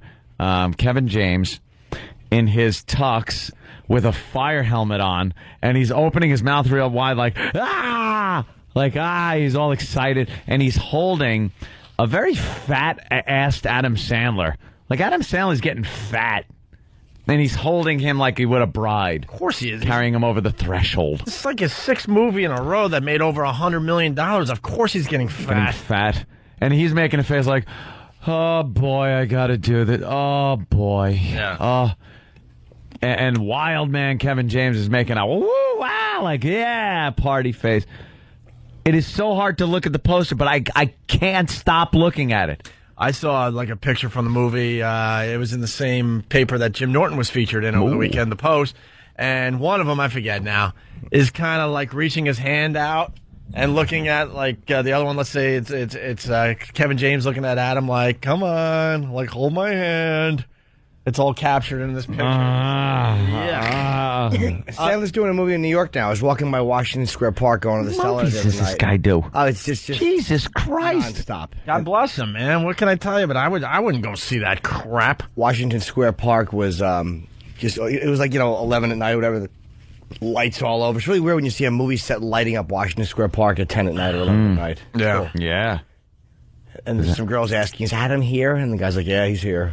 And I actually stopped. I was wondering, where is he? Where is he? Can I see him? I need a picture with him. Is that his trailer?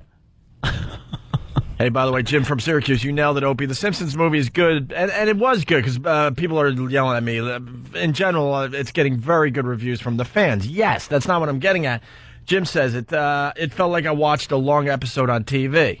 I think you can't help but be a bit let down or disappointed just because there's so much material there to work on, and you can't fit it all in a movie. That's all. Yeah, it's stuff they fit into 20 years of TV shows. You can't fit it in a movie. And Who's Your Caddy made $3 million at the box office. All right, a lot of people seeing that one. The Black Caddyshack. At Carolina Pines, the membership is reserved. But they're about to meet a man. I'm in search of an application, sir. Oh, God. They're about to meet a man. Rodney Dangerfield, perhaps? Just listen. At Carolina Pines, the membership is reserved. But they're about to meet a man. Here comes Rodney. I'm in search of an application, sir. How are you with a shovel? Shovel? Did he call you a Hold it! This is a very exclusive club. Who doesn't take no for an answer. Oh! What the hell are you doing on my golf course? Shooting a music video. Jeez, did That's that guy Ted Knight? sound like Ted Knight? A black Ted Knight. Wait a minute. Did he say? Did he call you and stop? Yes, he did say that word. That's in the promo for that. Yeah. I don't know if they actually say the word in the movie, and they're trying to keep it clean for the kids and stuff when they're trying to advertise it, and they kind of went over that line. Either way, they're selling the movie. Double standard. They're selling the movie, right? With a black guy saying, "Did he call you?" And then it gets dumped. Don't say Nick. Don't say. Don't say. We can't say. That's good. What are you doing on my golf course? Ted Knight. The music video. You see that line? It represents the property line of that estate. Guess who closed escrow yesterday? Rodney? How much do you want? It ain't about the money. All I want is a membership. Ridiculous. All right, girls, take off your tops. Now. As your legal counsel, I take his offer. He's a rapper. No. Wait a minute. Now that sounded awful familiar. We're takes for nothing! Really? Seems to be a bit of a conflict. How'd you like to mow my Like the old country club. It's in the hole! Oh, God. Stop trying to remake great comedies, please. As your legal counsel, I take his offer. He's a rapper. Not quite Their rules are unfair. You know I don't back down for nothing. So he'll have to beat them Sweet ride. Wilson, shut up. at their own game. This summer. We get together, take a little break, and get to know one another, be friends or something. I have a small job. What do you mean small? Are you trying to disrespect me? They're turning this golf course One of us has to go into a slum. Into a hole. This golf course into a dog-fighting pit. Chocolate rain. Chocolate rain. We wrecked another neighborhood. Words hurt, Jimmy. Words hurt. They're turning this golf course. One of us has to go. How you want to handle it? My team wins, you go. Your team wins, I go. We're going to talk to Got Pat from Menaki with the obvious line. It's in the hole. It's in the hole. In the hole. Your team wins, I go. We're going to talk to Johnny Cochran about this. He's dead. Oh, wait a minute. You killed Johnny Cochran? It's a their kind of club. Big boy. I want a membership, and I want to stick it to the man. Face on love. Woo! I know I got a banging body. I got it going on. Yo, hold on. What?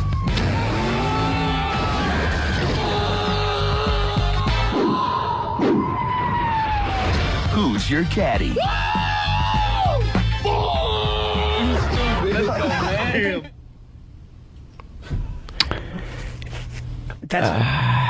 That's got to be a tax write-off. It's got to Nobody be, right? would have written that thinking it was really funny. Who's your caddy? Why does every black comedy just, it's awful. And it's the same thing. Oh, no, you didn't. You call me a... Is it because white people are writing them? Is that what it is? Is it more like white guys trying to be funny with black people and not letting black people just do what they do? Is that it? Yeah, that's why the black sitcoms suck. It's a bunch of stupid white writers who are trying to write funny things. They whiten them up. They don't let them... There's nothing realistic about it. Don't blame Whitey. Yeah, but it's the truth, though. They put them in white-looking homes and with white dialogue and white... It's ridiculous. And you know that ain't the truth of the matter. And that's why it's not funny. It's like that's not what makes black people funny, doing little snarky jokes at each other. See, it's funny to put black people in a purely white situation and vice versa. But now, when you take, let's say, a movie where they took, I think it was Chris Rock, and put him in, like, the White House. And he's still, like, you know, all ghetto. And he's out of place. And then all the white people start acting all ghetto, and they're upper crusty whitey people, and they look ridiculous. And it's hilarity. I stand corrected. I hate... And when they're old white people, it's even better. When old white people rap in movies, I can't get enough of it. I have to play it over and over again until I'm laughing so hard that I punch myself in the face and slit my own throat. Don't forget the comedy where Chris Rock dies, and you'll never believe the only body he can come back into is an old white man. Old white Republican. Yeah. Right. Yeah. Just like Heaven Can Wait with Warren Beatty. Because that was a black version of that. Oof. I like when old people rap. Isn't it just adorable when an old lady raps in a movie or says, like, just some black lingo or something? Hey, home. Oh. I'm 100 years old and there ain't nothing funny. He punched me repeatedly, knocked my pillbox hat off, and took my money. That's the type of rap I want to hear the old people do. When an old lady walks up to black and goes, for shizzle, my nizzle. You're like, it's a... Oh, I can't even look at the screen. Hello to the black. This was the end of The Wedding Singer when the old broad got up and did the rap. Stop it. The boogie to the boogie. Oh, have a stroke. Shut up. Break your hip. Who's laughing at this rap? So far, you've heard my voice, but I brought two friends along. And next on the mic is my man Hank. Look at her. She's got old in her sinuses. The ladies pimp, the women fight for... And she's petrified of this guy. Who would agree to do a duet with an old grandma broad? Did he shoot a tray up in that piece? Yeah. Yeah. All right, let's say hi to, he hung up. Laura in Queens. Laura, what's up? Listen, Chocolate Rain, right? Chocolate rain. Yeah. What's up, Laura?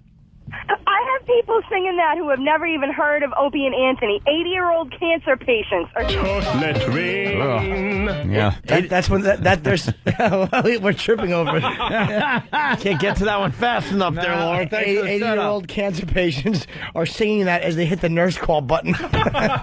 What do you need me for? Chocolate rain. I couldn't get up in time again. Chocolate rain. This damn softball on my brain. Chocolate rain. You better clean out the bedpan again. Chocolate rain. I sneezed and all my hair fell down the drain. Chocolate rain. It seems to come out without the littlest bit of strain. Ooh, wow. Oh, I just about got that out. Wow. What? What, Laura? You're going to make me go right to hell. Chocolate rain. Why is that, Laura? Well, I'm going to be on a Chocolate Rain roller coaster all the way down. Yeah. Hey, Laura, how black are you? Not black enough. I'm not even black at all. Oh. Oh my! Could this be the first time I didn't figure it out? She don't sound like a sister. You lost. This could be the first time. Dude, you're slipping, yo. You I slipping. lost it. Yo, you slipping, yo. She don't sound black at all. Oh, wow. Like, it's not even close. I am so far off on this one. See-through white. I'm not even anywhere near black. I am, like, you can see through me. How did you think this was a black woman? I don't know. Keep talking. I still hear the black. I don't know. You've lost. I'm sorry. She sounds like she's from California. Oh, Yeah. wow. It sounds Mark like- it down. I blew it finally. She sounds like Sally Kellerman. There's nothing black about her. Officially history. That's wonderful. All right. Well, thanks, guys. Have a good day. All right. Thank you, Laura. All right. No, thank you. All right. Bye-bye. Let's say hi to Kevin on Long Island. Kevin, what's up? Hey, how's it going, man? I have an exception to that old white people rapping. In Airplane, that old woman that was rapping, that was pretty funny. Well, that was Mrs. Beaver Cleaver. That was Mrs. Cleaver. Do we have that? And she was old, and that was pretty much the first time it was done. She was rapping? No, she wasn't rapping. She was just kind of talking jive to the two black guys. That was funny. hilarious. Yeah. Because when the guy was like, she, then it was a golly. Yeah, exclamation golly. Point. And she's talking to him because the stewardess didn't understand him, and she goes, "Excuse me, I speak jive." And she gets up, and it's Mrs. Cleaver from the Leave It to Beaver. You're not allowed to do that scene these days. Oh, no. You're not going to see that scene in a comedy. One of the best scenes in that movie was with the two little kids. When the little boy walks up to the girl and goes, would you like some coffee? And she goes, thank you. And she takes it, and they're acting like little ladies and gentlemen. She's about 8 years old. He's about 8. And he gives her the coffee, and he goes, cream? She goes, no, I like it black. And she goes to take a sip, like my men. She's 8. That was brilliant. And how about them all punching that woman in the face who was hysterical, screaming? They would never do that in Hollywood today, the sissies. Can we get those clips possibly? Could you find some of those? All right, we'll take a break. We got Otto and George in the green room. They're joining the program next. Is Otto making the trip to Detroit? Of course he is. Oh, very cool. He's going to be part of the O&A Traveling Virus Comedy Show this Saturday in the Detroit area. You know what they say? See a broad to get that booty at 'em, leg her down, smack 'em, jack 'em. Cold got to be. Oh. Oh, boy. What does that mean? I don't know. They just call in a strike. What happened? You ever seen a grown man naked? Never would you see that today? No. You got to work hand in hand with the gay community and make sure that you don't do anything offensive. It's got to be safe for the children, too. How did somebody make a movie about the Special Olympics and not make it a total goof on retards? It could have been a great movie, The Ringer. No, they Knoxville did it with cooperation from the Special Olympics. Why would people. Johnny Knoxville cooperate with that crap? He should have said, go screw yourself. He had enough. And go find another project. Why would you work hand in hand with the Special Olympics when you're trying to make a comedy about the Special Olympics? Something About Mary is a hilarious comedy, and it was brutal. That's what was so funny about it. That's what makes movies funny, is this brutality. This political incorrectness is funny. Other movies that try to steer clear of it, it doesn't work. They suck now.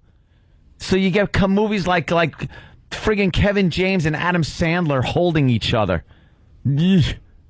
And they're walking grossing around huge amounts of money. You know what's weird? They're walking around going, "Wow, we got a huge hit on our hands," and I'm sitting there like, among their circle of friends, are the friends actually saying, "Wow, congratulations," or are they saying, Yes, "How the hell did you get this past the American people?" Yeah. The reviews are awful on that thing. Hey, can we play this or? Yeah. Oh, you got it? What? We can play it to a point. To a point. This is an old movie. Let's see. Let's play. See how far when we can does play Al punch out? All right, let's play when. All right, fine. When does Al punch out? That's the game. All right, let's go. From Airplane, 1980. Something? It's your mofo butter laying into the bone. Jack me up. Tight me. I'm sorry, I don't understand. Cuddy say can't hang. Oh, stewardess, I speak jive. Oh, good. He said that he's in great pain and he wants to know if you can help him. All right, would you tell him to just relax and I'll be back as soon as I can with some medicine. Just hang loose, blood. She's gonna catch up on the rebound on the med side. What it is, Big Mama? My mama raised no dummies. I duck a rap. Cut me some slack, Jack. Chump don't want to help, Chump don't get the help. Say can't hang, say 7 Up. Jive ass dude don't got no brains anyhow. Why would they dump out? There was an S word in there. Oh, I didn't even hear it. 'Cause I didn't either. I Salmon? think cut something out of that. I didn't hear the S word. I didn't either. Oh, when he goes, okay, I got you. All right, why don't we take a break? We got Otto and George joining us next. Also, a very disturbing story here in New York that you heard on the way in today. Oh, yeah. We haven't played that yet. It is a good one. And then, of course, we got to talk about the 88-year-old becoming an Eagle Scout.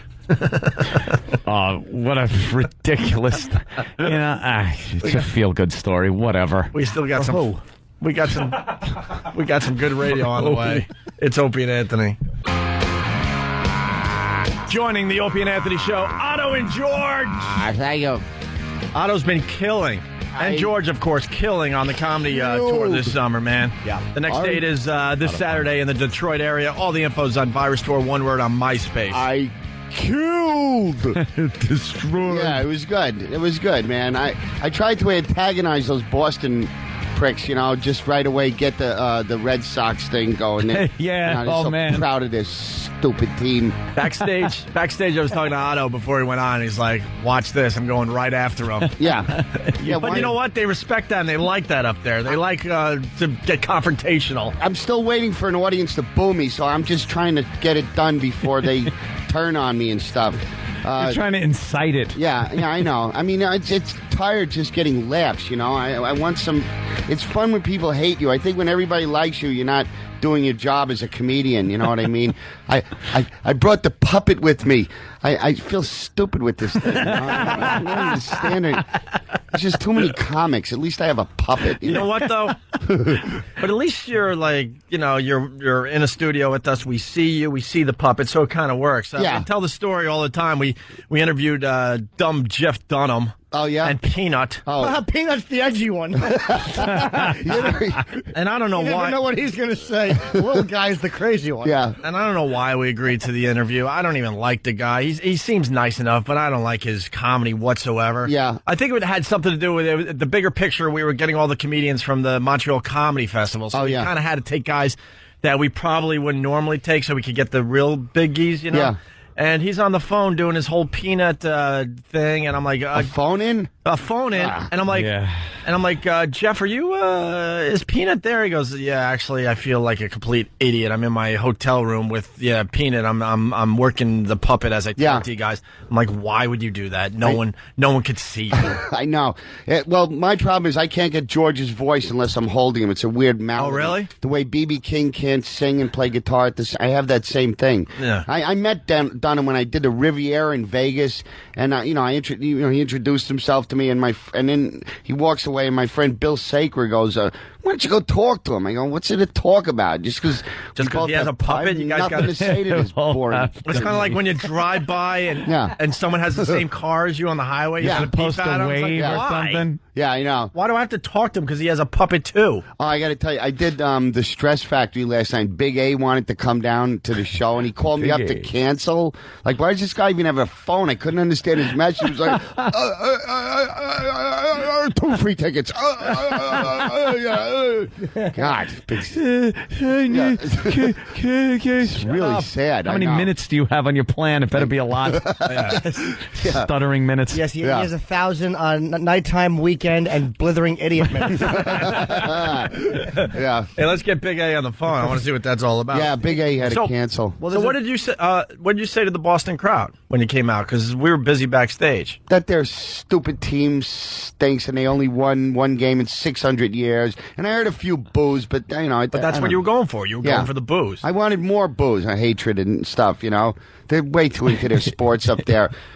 Burning down the city because they win a stupid pennant or whatever. I don't understand. Shooting out people's eyes. Yeah. Hey, by the way, because they win the World Series. By the way, a little advice from me. Yeah. Don't say you want booze because we still haven't played Philly. Okay, they're listening right now. Bring it on. I don't give a crap. There it is. You don't know what you're getting yourself into, man. Hey, they booed Dom Irera. I mean, maybe he's old to those people, but he's a top flight comic. They have no right to do that, and they can screw themselves. Yeah, they did boo Dom a little bit. Schubert took a good booing. Yeah, last year. For his Is he good though? He's good. funny, yeah. But the worst shirt. It was a sweater shirt. Oh. It was the worst thing ever. I booed him. Really? Yeah. The sweater shirt. His act is good though. Yeah. Man, he's done some funny radio with us, but he didn't go over too well with the Philly crowd. Yeah, was he all right afterwards, or he took it in stride? He was like shell shocked. He's walking around backstage. I think you only grow by bombing. Every time you do a good set, you think you're Richard Pryor, but when they boo you, it really brings you down to the fact that you're just this close from stinking every time. Jimmy and I bombing all the time. Yeah. Jimmy and I drove back to New York together after that show. Yeah. We couldn't get enough of making fun of Jimmy Schubert. And we love the guy, trust me. Yeah. But you also love when someone bombs in front of your eyes because it's just so much fun for you as an individual. And Jimmy and I were coming up with all these crazy scenarios because Jimmy Schubert's whole family was in the front row. He's from Philly. Really? And they all went out to brunch the next day. And they have to kind of casually talk about it. And he has to come up with some type of excuse why that went on in front of his family. Took years off his life. We were laughing so hard. And then it's a 2.5 hour ride back to Philly. We would not let it go. Yeah. We would not let it go. He took a ferocious bombing. Really? It was awful. Worse than Burr?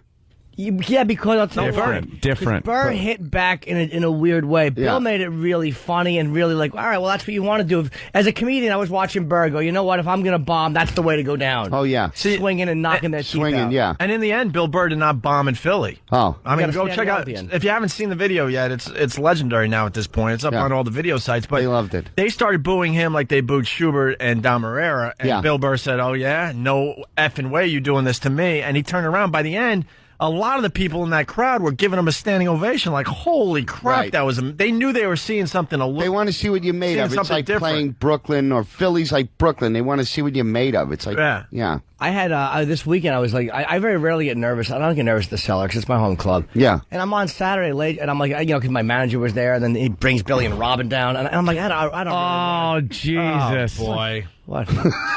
You've made fun of Billy Crystal on this show. I never have. Oh, he yes, brought you Billy have. and Robin. Get the Billy and Robin clips. Do you have a picture now with Billy Crystal And Robin together. Really? Oh, you do? Yeah, we all hung out. Why wouldn't I? Shut up. He was nice to me. He was very nice. Yeah, no, he wasn't.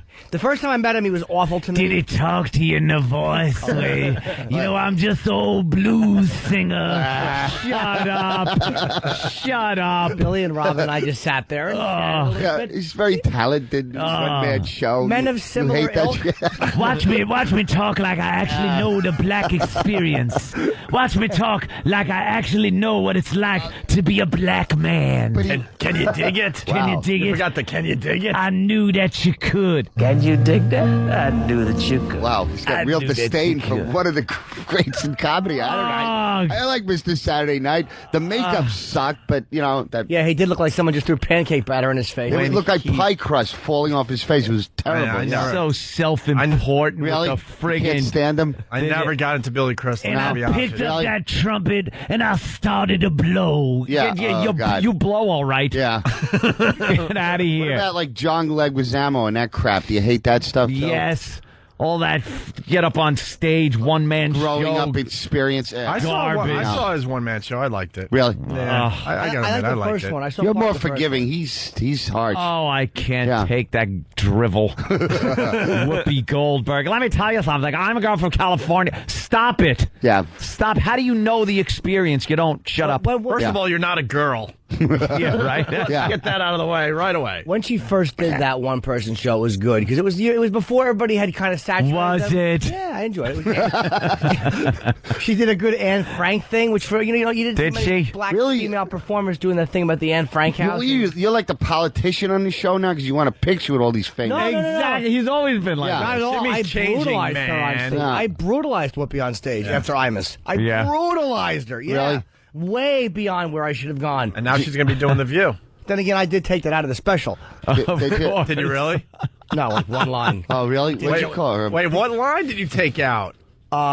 Cancer in a certain private area. Oh, really? Yeah, only because it didn't get the laugh I needed to get to justify that brutality on television. Yeah. That would have to get a belly laugh from every person in the room and the ushers to leave that on TV. Yeah, cancer. That better be on the DVD. Cancer's hard. I found some stuff Billy Crystal does very funny. Yeah. But when he gets into those characters, I just can't go with When it. he's trying to get pathos, I know it's sickening. Yeah, like he's trying to be profound, Dramatic. with this, and dramatic with that. When he did that, because it was for I hate that, Katrina, it was for Katrina charity, and he's doing that whole black jazz artist thing. You know, my house blowed away. Who did it? Oh God! And he's doing this whole like get sympathy thing, and all I see is Billy Crystal squinting and trying to make his nose look like a black person's nose. He's not getting sympathy. He's raising money. Then you know something. The act then sucks, but the guy was raising money. Then stand up there and do funny stuff. Don't try to be profound. Don't try to relate to the black man. Don't try to make me relate because you're white and I'm white, and somehow that'll make the translation easier. He's not. He's an old Jew trying to be a black guy. That's all I saw. Fats Domino's floating down the river on his piano. What is money going to help him? Just help him off the piano. Exactly. Swim out and help him. Money. That'll rescue him from his piano, huh? Hey, and it's got to be, I don't know if we said. There's no cursing, right, on this show? Not for another That's a 40 puppet minutes. back in the box. This is my home. Back in the box, nodding. Yeah, I'm at the top, I'm nodding. Yeah, Little Murders. They'll never make a comedy like that again. Or Where's Papa? Yeah. Crap they're making. How was the Letterman experience when you were in for Ventriloquist Week? Martha Stewart was coming off, and I was going on. And Was your puppet? She goes like this. Oh, these things are cute. I went back to the cell, bitch. White collar criminal. Hooah. She's a hooah. It was all right. Letterman's creepy though. You were great though, man. You were great on Letterman. Yep. Go on. Oh no, but I swear to God, you'd think it was the real people. He was. You were. Otto, you fantastic, really man. were great, man. Thanks. You were you. You didn't compromise anything. You just didn't curse, but you were you. Yeah, really. Yeah, it was really Yeah, Audrey Hepburn. Yeah. You called him Audrey Hepburn. I did. Yes. I did. That's Yes. good, right? But I said he Good, looks. right? I told him he's old, right? I figured he's insecure about that. Good. I knew I'd never be on again. You know, even if there is another vent week, I don't want to do it twice. He is kind of creepy, huh? Yeah. You should be a regular on a TV show like that, man. Leno would have Like a the great time Man with Show, you. something like the Man Show, I'd be good for. Jimmy But I don't Kimmel know, would be a regular great- network TV. Yeah. Jimmy Kimmel would be great. I'll talk to Jimmy Wednesday. Yeah, Jim Norton's gonna be on Kimmel on Wednesday. Let's not forget that. So I've never done it before. If I ever get anything out of this business, I got to come in the side door. It's never going to be through the front. I'm too weird. You know, I'm too unstable also. It's not I'm gonna be not network. career-driven. I think the missing component with me as far as becoming a big star is I don't have a need to get approval every day or from everybody. I really don't care. My dog likes me and my girlfriend likes me. I'm happy with that. And Otto, we've always loved you, man. I was telling some Otto and George stories over the weekend, like back at NEW. Yeah. Some days you would come in and give us like an hour of just unbelievable radio. Yeah. Other days you'd come in and after like 15 seconds after us promoting it for like a week in advance, all of a sudden you're like, this is horse. And then you just throw your puppet in its case and walk out on us. I'm like, what is wrong with this guy? Man. But we were obsessed with Those are probably coke hangovers too. I was partying a lot in those days. And then you'd come back. Yeah. Try it again, and then you'd kill. It was Really? just like, what the hell? You never know, you know. But the unpredictable is is fun though. Like you were saying with the Boston thing, you don't want everyone just you want some some mental illness is confrontation. fun. It doesn't always have to be good. People don't get like you say you're not career driven or career motivated. Yeah. Most people in the stupid business aren't. Yeah. But they do things like Jimmy's a smart guy when it comes to this business. I don't think you're any more ambitious than anybody. You just know how to put people in positions that do things for you. Really? Like publicists and people and managers, people that book things and come up with stuff. So he'll have people that work for him. Yeah. Meanwhile, sure, he's got to have help. we just sit around and I know I could be doing more work than I do. Really? I could be doing like voiceover stuff. I think it'd be fun, kind of go out on a couple of jobs every now and then. Definitely but have I don't. But cartoons. I don't, and I don't know why I don't. I should have. This is your world. This somebody is pushing fine. me. This is fine. Yeah, this is it. You're a I don't want to spend superstar. any What more do you gotta time prove? doing it.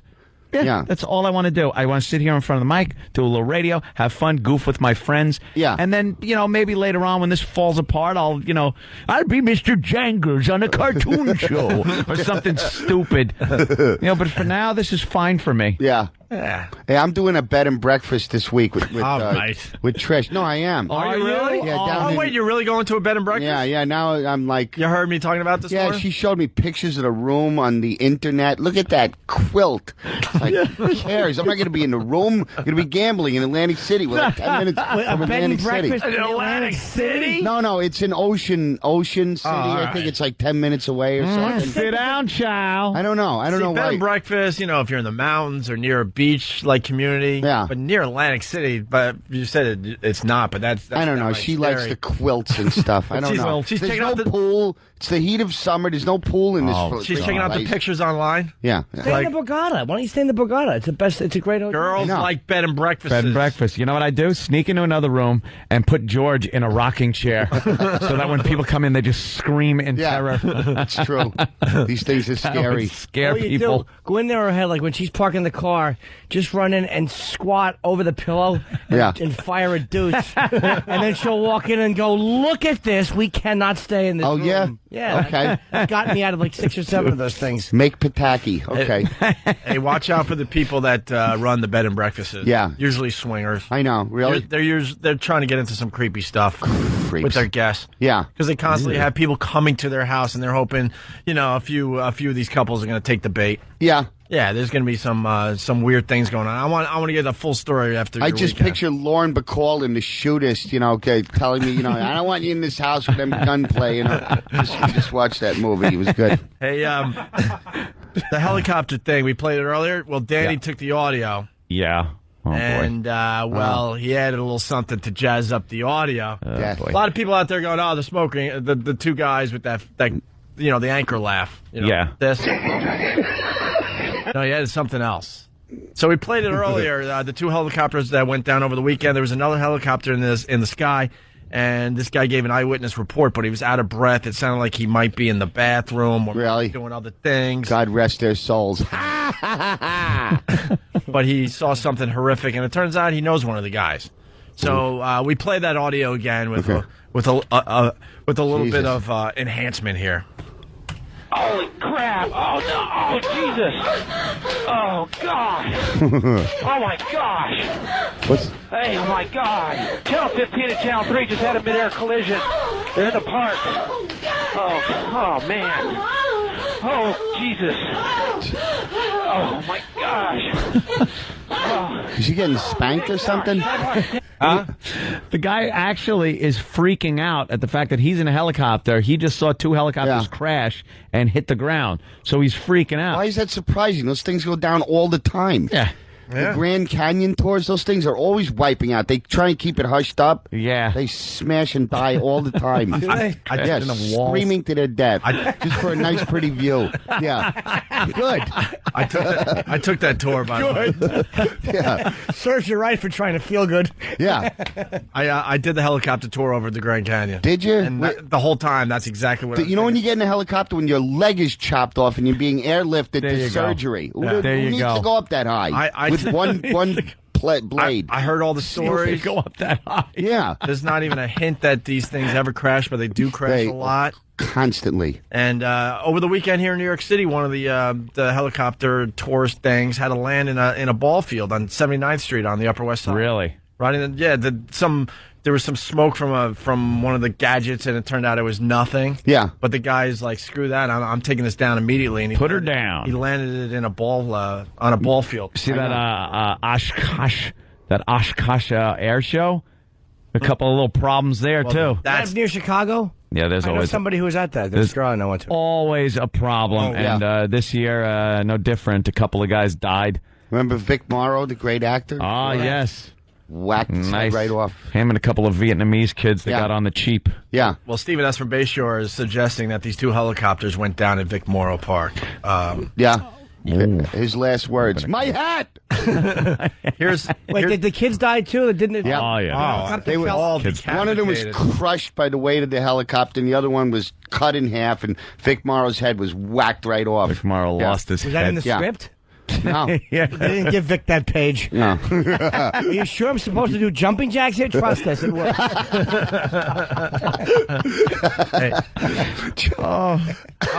That's the beauty of this day and age. There's the Oshkosh disaster. Yeah. Right up there on YouTube. Hey, here's more of Danny's audio enhanced. Big tower, Sidewalk 10. Just had a mid-air collision over here at the park. Two helicopters down.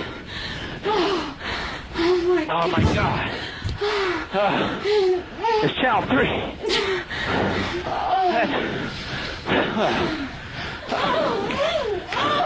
Channel 3. And I don't know who. Channel 3, I don't know who else.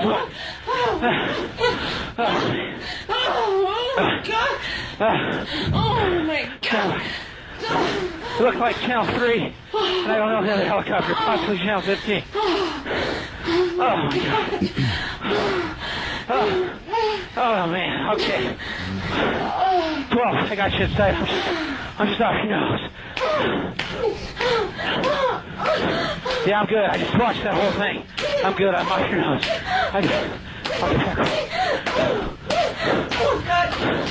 I think it was Scott. Wow. Jesus. That sounded, that's a little different. Yeah, just a bit different. That was like porn.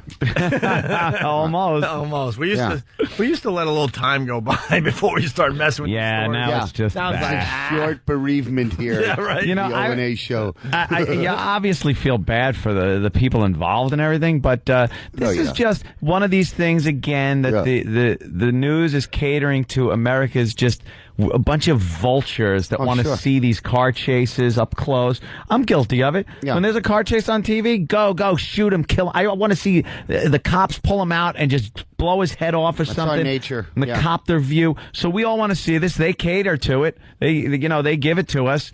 And when you get 5 helicopters in the area, hovering over one car, it might be a problem. You're not sure which way the car's going to turn, so the helicopter's going to turn drastically at every turn. Our true nature is rape and slaughter, you know. This is all an illusion. This is some weird, illusion that's trying to put this blanket of goodness and political correctness over us. And all we are animals. Happy horse. That love to see death, destruction, and all that. How much were you laughing when you saw that Iraqi soccer victory dance they were doing? Oh. They're shooting their weapons in the air. After winning the soccer match. After winning the soccer match. It's the first time Iraq has won. You know, they're a war-torn country. They're very proud of their soccer team. Yeah. Which, by the way, the last soccer team, one of Saddam's kids had put to death. For losing. For losing. So the whole team got tortured and put to death. That's why it's a motivator, isn't it? Yeah. Wow. So they won. Well, it worked. They won. won. They won. Jesus. And then as their little victory thing, like we do here in the States, they fire their AK-47s up in the air.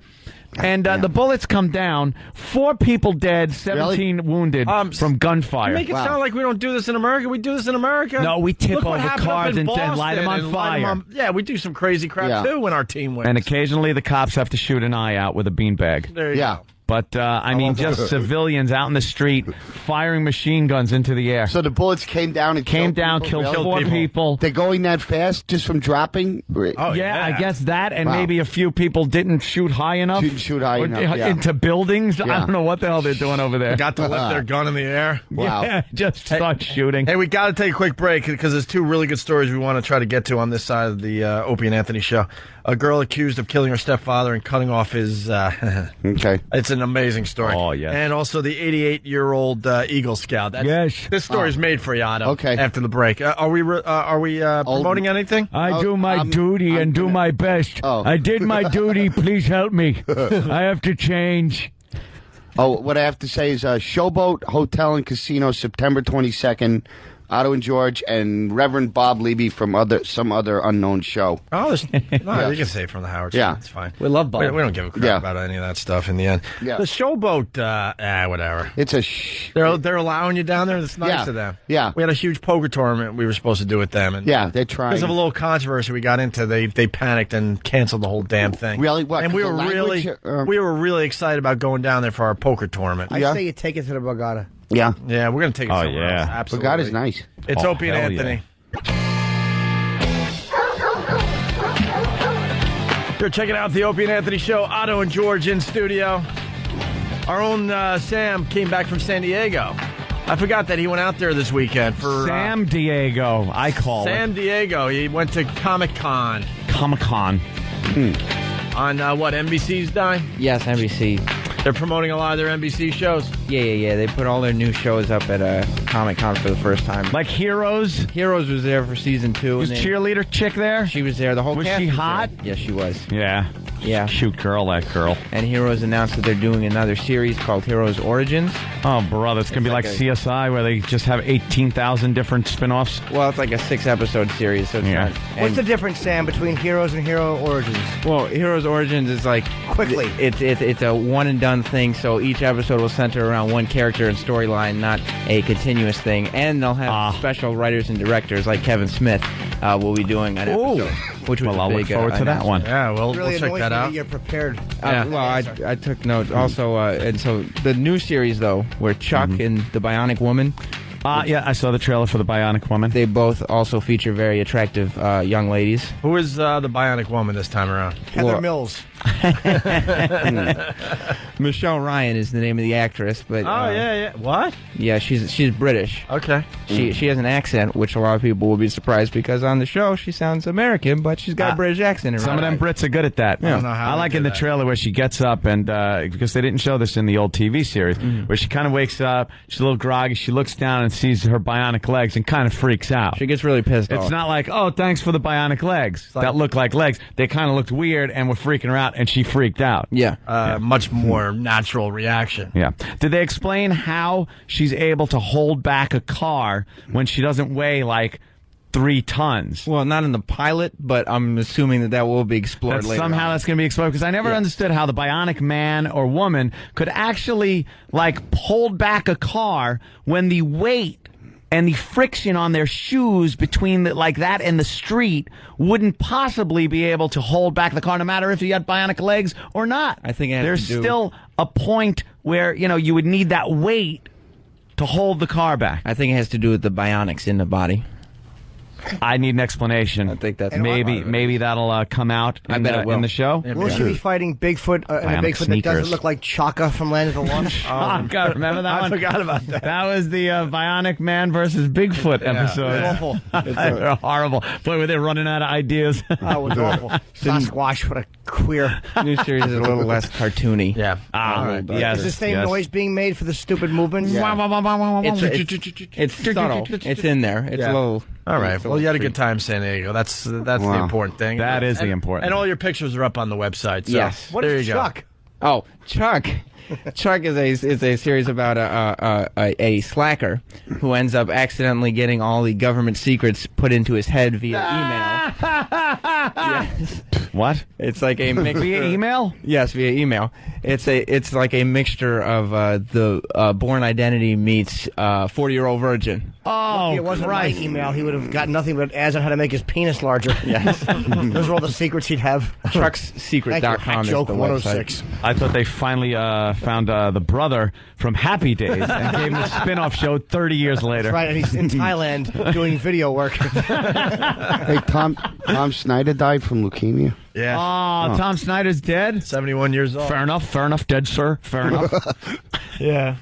Look at That's you, just Sam. breaking. Pictures of you with everyone there. That's the cast of Chuck right My there. good and Sam. And Chuck me. and Sam. Yeah. Well, congrats. Yeah, check out the pictures on our website. All right, moving on. Very good, Sam. Thank you. This is one of your stories of the day. It's either this one or the 88-year-old Eagle Scout. I like that one. But this one is really, really good. Listen to this. It was in the suspect's top-floor apartment. Police found her stepfather bound, gagged, and his penis cut off. Ow! Wow. They suspect foul play. Woof. Wow. Severed schmeckel. That's gotta hurt. Listen. I don't care who you are. But listen to this, and they don't really. I guess they leave it for you to figure out. Yeah, I like stories like that. Off.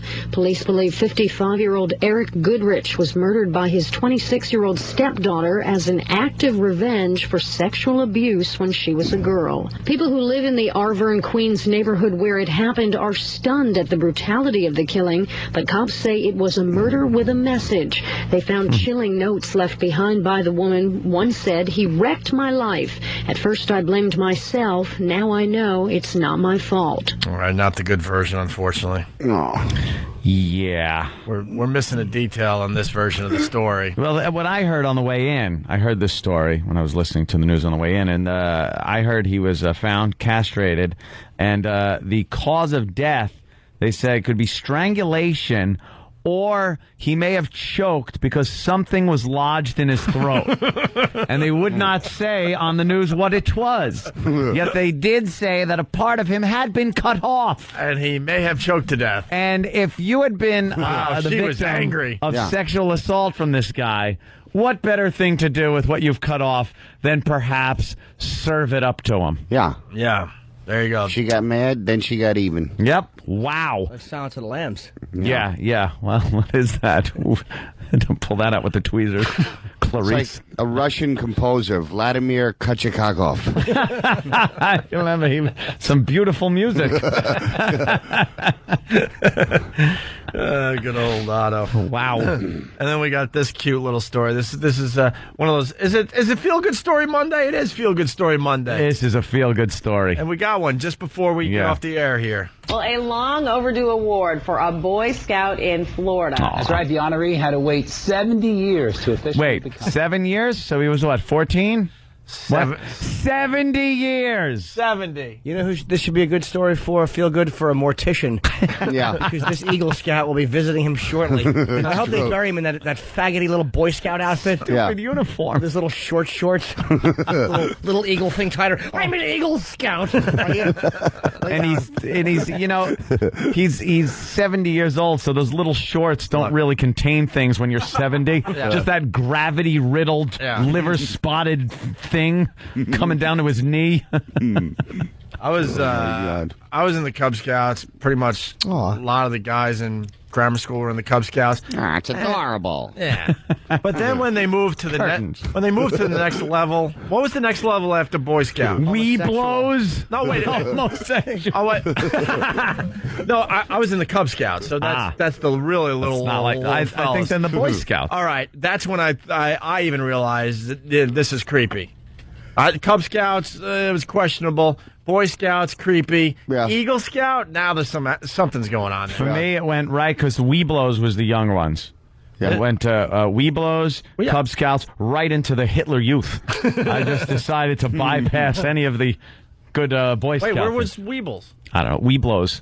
Oh, Weeblos? They were here on Long Island. I was never a Weeblo. We used to make fun of the Weeblos. Even as kids, we knew that name. There was something to it that was just make funnable. All I know is if you were part of the Cub Scouts, you know, I don't know, you got to eat cookies and go like on little like field trips to dumb places. Cancel things out of your memory forever. Yeah. But then when you got to Eagle Scouts, like, what are you doing? Hanging around too long. Let's stop. Yeah. What happened on your trip? I don't know. We went camping. Next thing you know, I'm 17. All right. Here's the feel-good story. Once again, we'll start from the beginning. 70. Because the news reporter has to say a boy finally realized his dream. Even though, listen to this. Well, a long overdue award for a Boy Scout in Florida. That's right. The honoree had to wait 70 years to officially become an Eagle Scout. Fellow Boy Scouts were on hand to give 88-year-old Walter Hart his special distinction. He completed all the requirements to become an Eagle Scout, but never got his award. That's because he enlisted in the Navy. It's got to be said, this will make a lot of people laugh coming in like crazy. I'll take Ricky's from Massachusetts. It's good to see Howard getting press again. Oh, so he was in the military, and that's why he couldn't get his award? Wait a minute. How old are you when you get in the... I don't know. Distinction.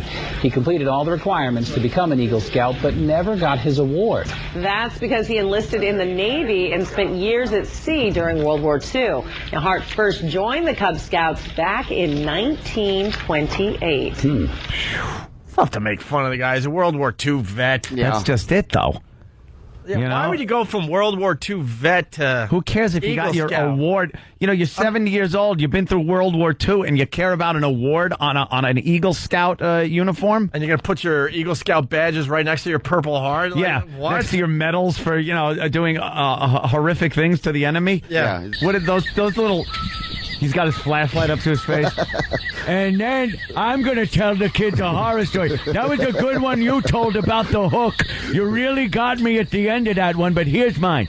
So, we all land on a place called Iwo Jima. And we step out of our landing craft, and all of a sudden the Japs come after us. And like that marshmallow you're eating, Mikey, I flamed one up as he ran out of a cave. And his screaming, horrible body came running out in flames. So Joe, my buddy, machine gunned him in half. All you could hear were the screams of horror. Let me tell you about the time I killed one with his own samurai sword. I pulled it out and just hacked at his face till there was nothing left but what, see that burger you're eating? Billy, it looked like that. That was his face. Your hamburger. I don't want any more stories. You're scaring me. Funny shit. I know. Could you picture him there with the flashlight? Yeah. And there we were on the landing craft. I saw my buddy Jenkins right next to me, but he exploded. See, the beach was all armed. There were a bunch of Japs there with big guns. They cut us down. Did you ever see your best friend's heart when it's on your face? I don't want to tell stories. And they're sitting around the campfire, toasting the marshmallows there, Anthony. Who wants to make s'mores? That reminds me of when my buddy got his guts blown out. It looks like when you squish a s'more. His brains came out like the white stuff, his entrails like the chocolate, and his bones were like graham crackers. I'm afraid. Shut up, I got my badge. Someday you might have to go to war and die. Yeah, just like being at war, right? Let me see your medal. That's nice. No, this is my Purple Heart. I got it for being stabbed by a kraut. Let's see the badge you got over there, Billy. Yeah. What's that badge? Tying a knot? That's cute. Let me point out what this one was for. This one was for hacking the arms off of babies that had just been inoculated. Did I ever show you my ear necklace? What the hell? That's fun. Oh, you boys are making a camp here. Let me tell you about a camp we liberated once. That was a sight to see. Eat up, boys, because these people I saw hadn't eaten in quite some time. You Jewish boys might want to hear this story. We're running Why out of does he show. care? Hey, a couple things real fast. Otto and George playing Showboat Hotel and Casino. September 22nd. September 22nd. 2007. Oh, man. One show. Our listeners aren't going to remember, so Really? check out your website. Otto. Okay. OttoandGeorge.com. .com. Okay. And we'll see you Saturday as part of the virus tour. Yep. As we go to Detroit. That's the next stop. Yes. Tickets still available. And if you got a military ID, you get in free. Tracy, the new PD here in New York, she wrote me a communique. We got Korn doing a hostile takeover today here in New York City from 3 to 7. A lot of Korn fans out there. Hostile. And if you're not in the New York area, you want to listen to this, 923krock.com. You can check that out. And you can also check out the Opie and Anthony page on 923krock.com. Like I've said many times, Al Dukes is doing a great show recap or rundown, whatever, complete with links and stuff of all the things we've talked about today. So it's very, very good, worth checking out. And then Korn's doing a free, concert tomorrow at 6 p.m. at South Street Seaport. Oh, that's really cool. Ooh. That's really cool here in New York. If you're in the area, check that out as well. Okay? And also, Friday, I'm doing a signing in Detroit. Borders on Birmingham, Woodward Avenue in Birmingham. If you know where that is, 7:30. Come down. And then Saturday, we're doing a new show in Detroit. And it's going to be a whole thing in Detroit. Absolutely. In Detroit. In Detroit there.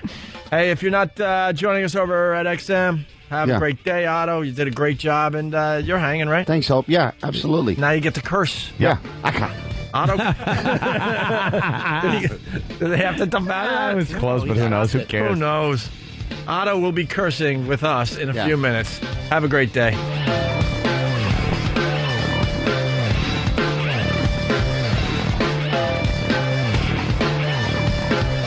The Opie and Anthony Show. The virus is spreading.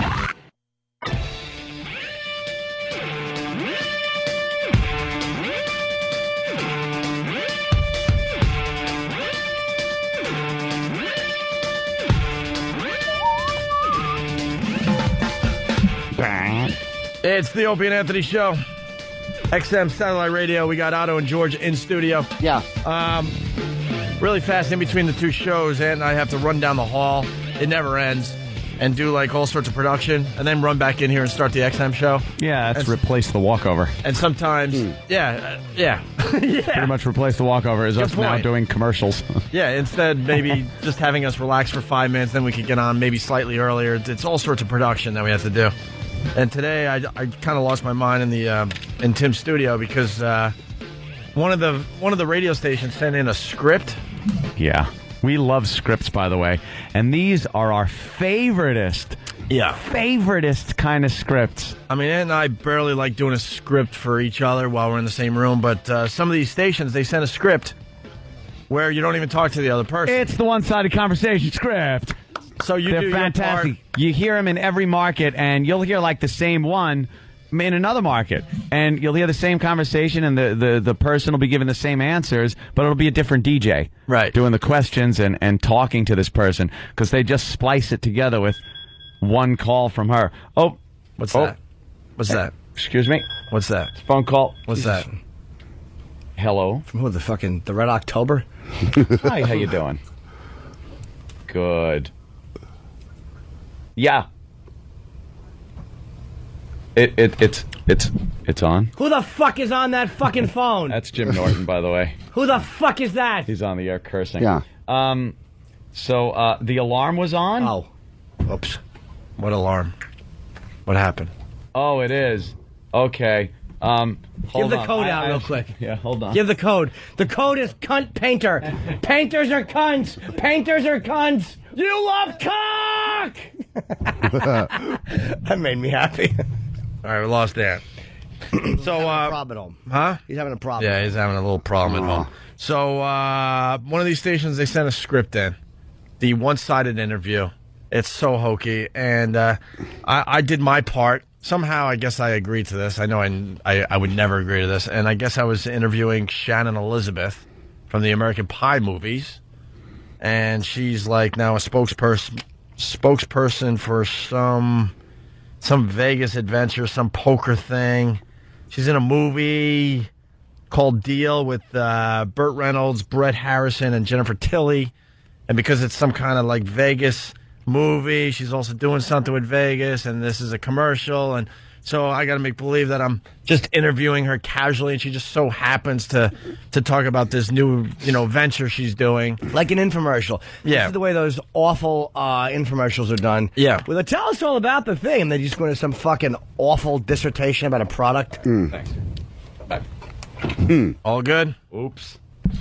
Well, what happened? Got my wallpaper guy coming over, and apparently the alarm was set. Oh, boy. And as he walked in the door, boy. My Savage alarm system went off. Oh boy! It's not supposed to alert when painters come in. Yeah, it's just supposed to alert when Savages come in. What is? I can't be getting calls. I'm working. This is my job. Hello. Hello. Hello. Hi. Who's this?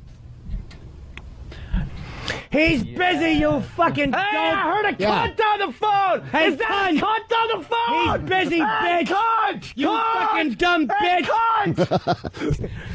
And let me tell you, I've gotten calls when stuff like that has been yelled. It's really embarrassing. Yeah. They can't not hear it. They can't not hear cunt being yelled at them.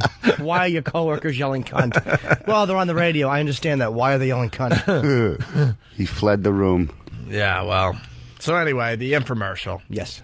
And, the big movie star doesn't have time to be on the phone with, like, a shock jock. So you do your part, she does hers, and it's supposed to sound natural. Who's this broad?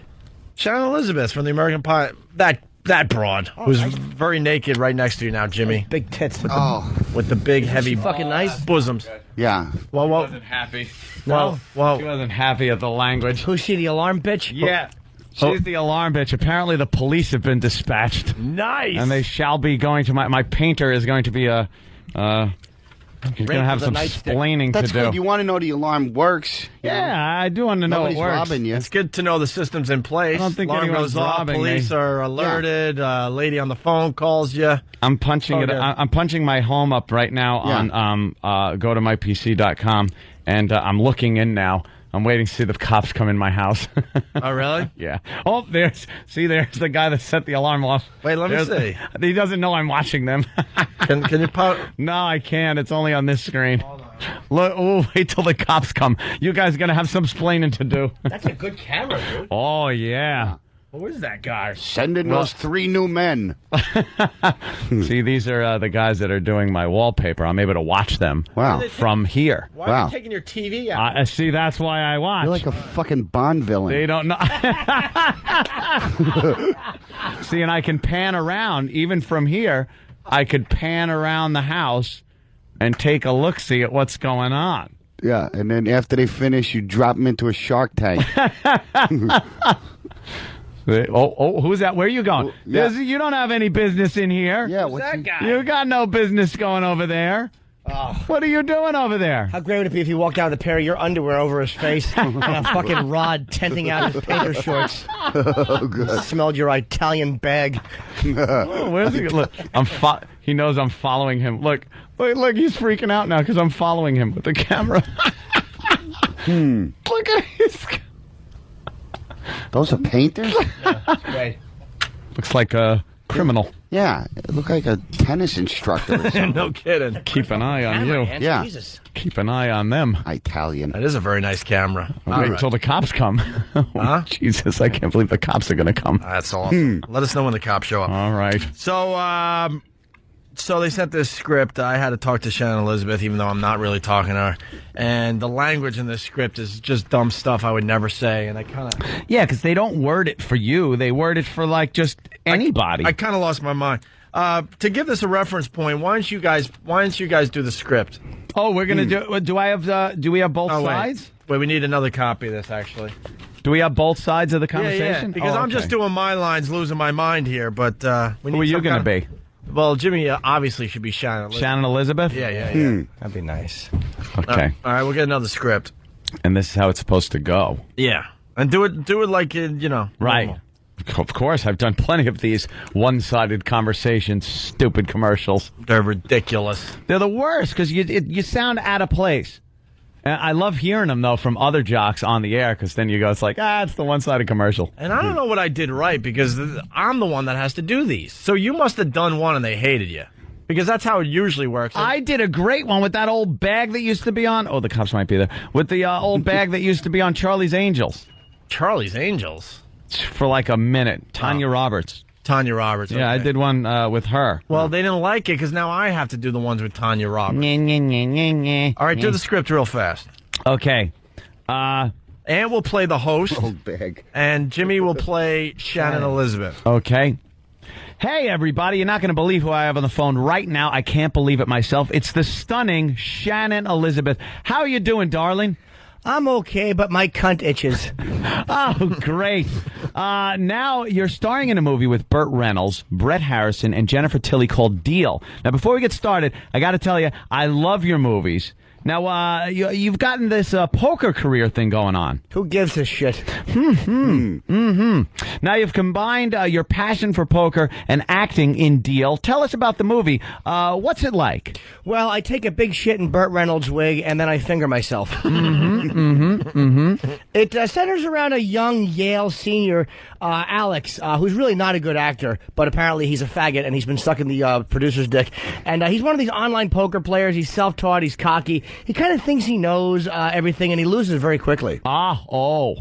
And Burt Reynolds' character, well, he plays Tommy Vincent. He's an old poker pro, and he sees, like, Alex playing, and he wants to take him under his wing and teach him everything because he sees there's a lot of potential there. So, well, you know, he helps make it all the way to the finals in Vegas, and it really, really is a piece of shit film. I love some Burt Reynolds. Yeah, I went online and saw the trailer. It looks like a lot of fun. Very exciting. Yeah, it was. And I got something else exciting for you. Oh, what's that? For any of the couples out there listening to you today and you want to see the movie Deal, we're inviting them to Vegas for our September 17th premiere. Cool. Except airfare won't be provided. We had 2 news helicopters, but that didn't work out particularly well. Really? Yeah, they bumped heads. LOL. All right, Shannon, let me see if I got this right. You've invited all the couples listening right now for a no-strings-attached romantic getaway to Las Vegas? Fine, why don't you just do the whole thing, shit dick? Oh. Right now. And I would give him the number. Okay. I've already said this. 2 VIP tickets, Jew. VIP treatment, red carpet. What else do you want, Jaime? All right, the beautiful and talented Shannon Elizabeth. Thank you so much for taking, darling. Thank you so much, darling, for taking the time to tell us about this incredible offer. You still here? I told you to go fuck your mother. Bing, pipe, oh, Let's see. This promotion is sponsored by Tahiti Village. Yeah, see. Is it? Now, Anthony did all the lines that I was supposed to do. Right. Now this isn't going to do it justice because Jimmy just made it into something better. No. You got to hear the explosive, ridiculous temper on Opie. Well, I saw How Are You Doing, Darling, and I lost my mind. Lost it at the first line. Who is this? Look who we... Hey, how cool is this? Look who we have on the phone right now. You were trying at first to actually do it. Right. You were trying. Hey, look who we have on the phone. Nobody. Well, right, nobody. I'm just doing my lines. I figured I would just give it the old college try. Just get it over with. But then I saw Darling, and then it just took on a life of its own. How cool is this? Look who we have on the phone right now. It's the stunning... Hey, wow, how cool is this? We got... This is so stupid. So stupid. But I'm keeping it under control. Yeah. I am. I just said stupid under my breath. But I'm going to continue. But how is that under control when you said stupid before the first line was out? That's not control. And I didn't even see the word darling yet. Darling? I just know these things are stupid because they never sound good. Where they, like, you do your lines and they do their lines from another city, and then some engineer puts it together, and it's supposed to sound like a natural conversation. Do we have her lines? I don't know. I don't think so, because we have to send this off to them. And then I saw Darling. Here we go. Oh, wow, this is really cool. Look who we have on the phone right now. It's the stunning Shannon Elizabeth. How are you, darling? I wouldn't say fucking darling. How are you, darling? Send this fucking thing back to them. I would never say fucking how are you doing, darling. Only people over the age of 60 say, "How are you doing, darling?" Hey there, foxy lady. Hey, Shannon, how are you doing? That's how a guy in his late 20s talks. Late 20s. You tool. Keeping that illusion alive. Barely talks. How are you doing, darling?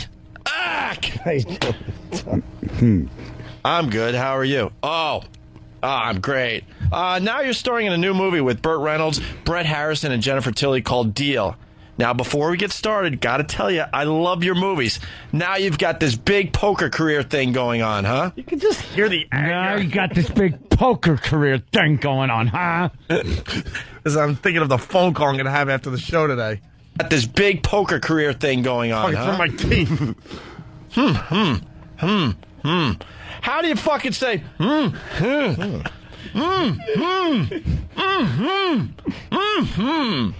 go with that one. Now you've combined your passion for poker and acting in Deal. Tell us about the movie. What's it like?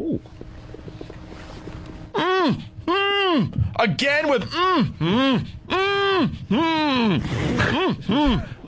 Fucking interview was done originally with Carl from Sling Blade. So you like potted meat in a can? There's peckers in there. So you like the way I talk, and I like the way you talk. Queer funny, not ha-ha funny. I see. So what are you going to do with that? I aims to kill you with it. They type out like any guy would go tell me more. If I go, could I get some of them French fry potatoes? Potatoes.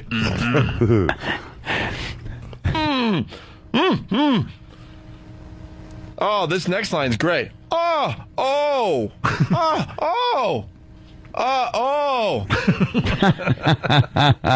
love some Burt Reynolds. Yeah, I went online and saw the trailer. It looks like a lot of fun. Very exciting. Ooh, what's that? You can't be serious. The anger was pouring out of me. They will not accept this read. Like they write, ooh, what's that? Who the fuck would go, ooh, what's that? Unless it's Jimmy fucking around. Exciting. Ooh, what's that? I would never say, ooh, what's that? Cocksucker. Oh, this line's beautiful after she explains the movie, blah, blah, blah. Cool. Really? Really? With exclamation points and everything, because I'm so excited by what she just said prior to what I said. All right, Shannon, let me see if I got this right. You just invited all the couples listening right now for a no-strings-attached romantic getaway to Las Vegas. Oh? Or is it, oh? Oh! Okay.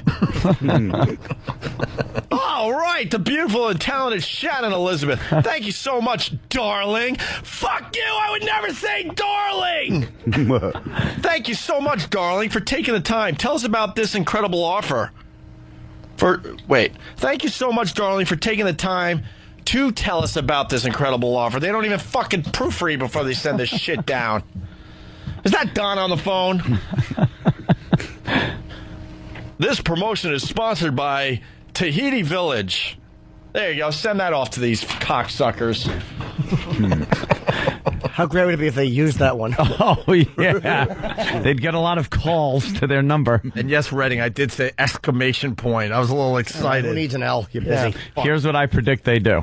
What? They take the bit of me and Jimmy going back and forth, cut all my parts out, and send that. Oh, I know. That's what I they're know. gonna do. Because you did yours right. You did it right. Because I was doing an example of how the hacky jock is supposed to do it. I understand. And now that's the one that's going to get used, and I'm going to sound like a tool. Yeah. Well, there you go. Hey, darling. Darling? I'm going to say darling. Who would write darling? Hey there, little lady. Little lady. Oh. Darling? When was the last time you used the word darling? Really? Darling. A week and a half. Oh. I only say that when I talk dirty. I'm like, suck it, darling. Darling? Take this in your shitter. Tell them about the discount, Harry. Oh, God, no. Shut up. Is that Shannon Elizabeth right there? Yeah. Holy mother of Christ. And those are real, right? She didn't have any work done. Real? No, Yeah. impossible. Those are real. She's young there, man. Wow. How about tapering a log into my mouth, darling? Darling? Whoa, darling. She's lovely. Yeah, those are like perfect. Yeah. Oof. Yeah. All right. Hey, partner. How's the deal you got going? Hey, Slim. Hey, gotta pull Slim.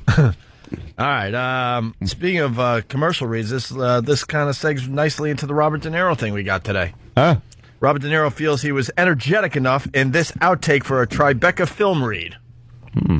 This is great. Listen to this. When we created Tribeca, we wanted to capture all the emotion, all the energy, and all the power of a movie. See for yourself. Tuesday on Fox. Oh, see, that's... Huh? He's just that's an Iraq. Remember when Iraq Friday or Thursday was trying to do like the exciting jock thing, and he was just kind of blah, blah, blah. Yeah. He finally got it right. But that is a lackluster, unenergetic read. Well, there's really no energy, and they call him out on not having energy. Yeah. Good. Yeah, listen to this. Do another? Because that's all right. Good. You did try one just generally more energetic. I'm sorry. I got that's energetic. You don't know what you're talking about. Yes. Excuse me. No. A little bit. Wow. No. Sorry. I'm not selling cars. Okay. Wow. Holy shit. You that look great? like a bunch of junkies. Yeah. No. You did. A little bit. Wow. Little bit. Wow, he got pissed quickly. Well, he's fucking De Niro, and some fucking soundboard guy is telling him how to act. But the guy was right. But he was completely right. Let me hear his delivery again. Listen to the end when he goes on Fox or something. It's dry nothing. Don't correct the star of Bullwinkle. He knows what he's doing. Bullwinkle. Fucking shithead. Good. Fuck Good, you're right. Yeah. We created Tribeca. Yeah. We wanted to capture all the emotion, all the energy, and all the power of a movie. See for yourself. Tuesday on Fox. I'm going to open his hole like this. Do another?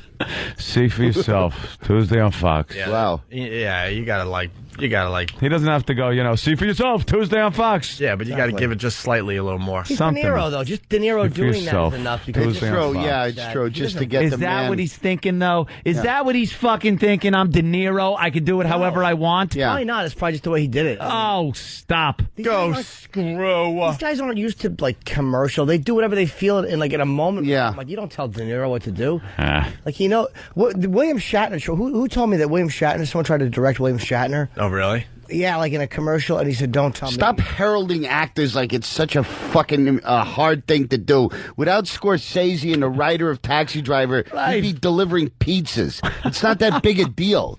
Well, it's still, though, like someone told Shatner. All acting is emoting. We all have every emotion in us that he shows on the screen. We all have those emotions. It's not a big fucking deal. It's reading what the writer wrote and then having a director tell you how to present it. Yeah, and 57 tries to get it right. Fuck him. Fuck him buying up half the city. Nice. Hey, Yada, who's your friend over there? My dear friend Kenny Michaels, a great performer. Ooh. He looks shy. We do a lot of gigs together. Oh, yeah? Yeah. Very cool. Yeah, a lot of gigs. Yeah, good stuff. Yeah. Tuesday. Let's talk on about Fox. bombing before. Yeah. And I'm on the radio now. Great. God, what a fucking prima donna. I'll say it. He said two things. What do you? Is there any? I know. I gotta say taking more? up all the mic time. Give him a chance, man. I hear he does The Sopranos and stuff. Yeah. Oh. You do Sopranos voices? Yeah. Yeah. Oh. Like who? Paulie and Silvio. Yeah? Yeah. You got to stand up and do fuck. He does the walk of that faggot guy, Johnny Cakes. All right, let's see. Johnny Can't Cakes. see that on the radio. It though. doesn't matter. We'll laugh. Let's Yeah. go. Hold on, get a microphone. Can we stand up? Yeah, let's go. Let's see the Johnny great. Cakes walk. Let's see if we can get that mic turned up for you. Here comes the show. Here comes the show. All right. Yeah, hold on. Hold on. You want to see the Vito walk? Yeah, let's see the Vito Vito walk. walks good. That was the veto. All right.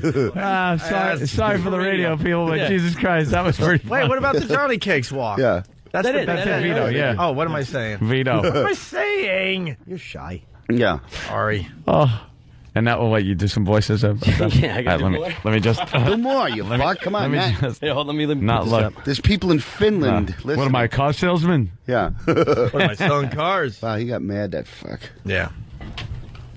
Yeah, I need more energy. Meet the Can you put fuckers. that on the thing? Right? Meet the fuckers. Yeah. Oh, he's, Up. Wasn't that the highest grossing comedy ever in the history of the don't world? know. Let's hope so. Analyze this, analyze that. Yeah. Yeah, Meet the Fockers was... Analyze your take on that last fucking read, douchebag. It stunk. Fucking Barbara Streisand. Cocksucker's got a film festival. I'm standing here with my dick in my hand. Oh, shit, that's pretty good. It's fucking bills. Wow, that's pretty good, man. Good. It's all right. It's awkward enough. No, don't Why is worry it about awkward? How do you think I feel with a puppet? Yeah, fucking Anna's got a puppet next to him. I see how a white girl could fall for him. He does these impersonations. I swear, you would think it was the real people. And what, Silvio? Yeah. Yeah, Silvio's Silvio's sitting great. down. It's just hunched and... Yeah. Maybe, I don't know. Yeah, that's pretty good. Yeah, it's funny. Tony's the hard one to do, though, right? Yeah, well, Tony, it's like you have to talk in the back of your mouth. It's like it's over here. So she was abusive to the staff. She was, that kind of a thing. I'm working on that one. That's not easy to do. Yeah. Hey, E-Rock found the Orson Welles crap.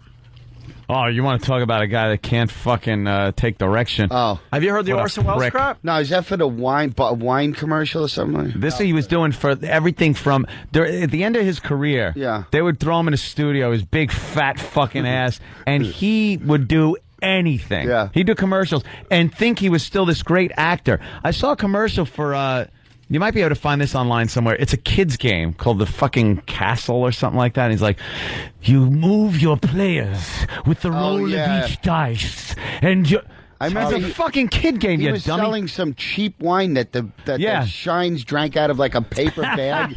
It was like, we'll sell no wine before it's time. Paul Masson. Are the liquor stores open? It's time. It's time. Paul Masson. Yeah. Paul Masson. That's some cheap, nasty shit. He's holding up. It was the big jug. Yeah. That you'd get. You're also available in boxes. Oh, God. Really? Yeah.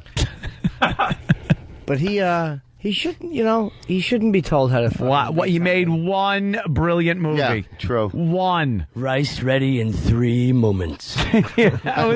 And the rest of his time was spent on crappy game shows. I don't know. And those fucking Dean Martin roasts. Was Citizen Kane that good? I don't know. When I saw it, cinematography. Other than that, what was it didn't grab me. But like, it was absolutely right. I'd rather watch White Heat with James Cagney any fucking day. Yeah. Any of those Warner Brothers gangster movies are better than that.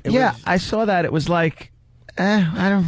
It was I heard about overrated. it, yeah. Laborious. The cinematography was great. It was very. The lighting and shadows. Rosebud. Yeah. It's a sled. I don't know. Which one? You ruined the fucking movie. Yeah. Exactly. Good. The whole movie's ruined. Which Orson Welles you want to hear? We got 3. We also got Michael Jordan outtakes from his Gatorade. No more of De commercial. Niro though. He sounded real cranky. That the was Jordan only thing one. good? I don't remember the Jordan. Nah. Jordan one ain't that The Michael good. Jordan one is he's trying to do the slug line, and they keep saying, "Can you give more life to it?" And he does it the same way for over a minute. Just be part of the conversation.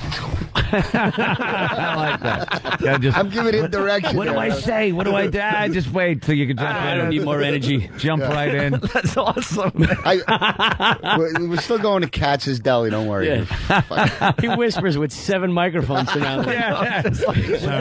I thought you were kidding or you were seriously whispering. Serious. I don't know. was That was hysterical. the fucking worst information passing. I thought Otto was joking into the mic on purpose. I flunked the CIA. What can I tell you? Oh my God! Pushed the mic aside, leaned over into his mic. Yeah. You just whispered to 2 continents. Fuck, shut up. That is hilarious. Supporting a friend. I know. Just be part of the conversation. Keep that under your hat. Keep it under your hat. Try to act natural. Try to act natural. I suck it enough. That is all. It's all. Just try to be part of the conversation. Over. Try not to suck internationally. Oh, God. KT of 12 to KT of 1. Yeah. Don't let him see you sweat. He didn't even whisper it. Like I had the headphones on and I heard it. Well, everybody heard it. All right, let's. Wait, can we Which Orson Welles I'm an one? idiot. hold on? Can we go back and grab that in a minute? Which one? What? Otto's whisper. Oh, yeah. I thought he was kidding. I'm like, Fuck "Oh, your whisper." mother catch cancer. Oh, God. Please tell me we have that. I'm obsessed with it. All right, here we go. What's Orson Welles' The Drunk Champagne? He's drunk trying to do a commercial for champagne. Oh, yeah, let's listen to this one. Okay. I don't know if I remember this one. Orson Welles. With overlap, action please.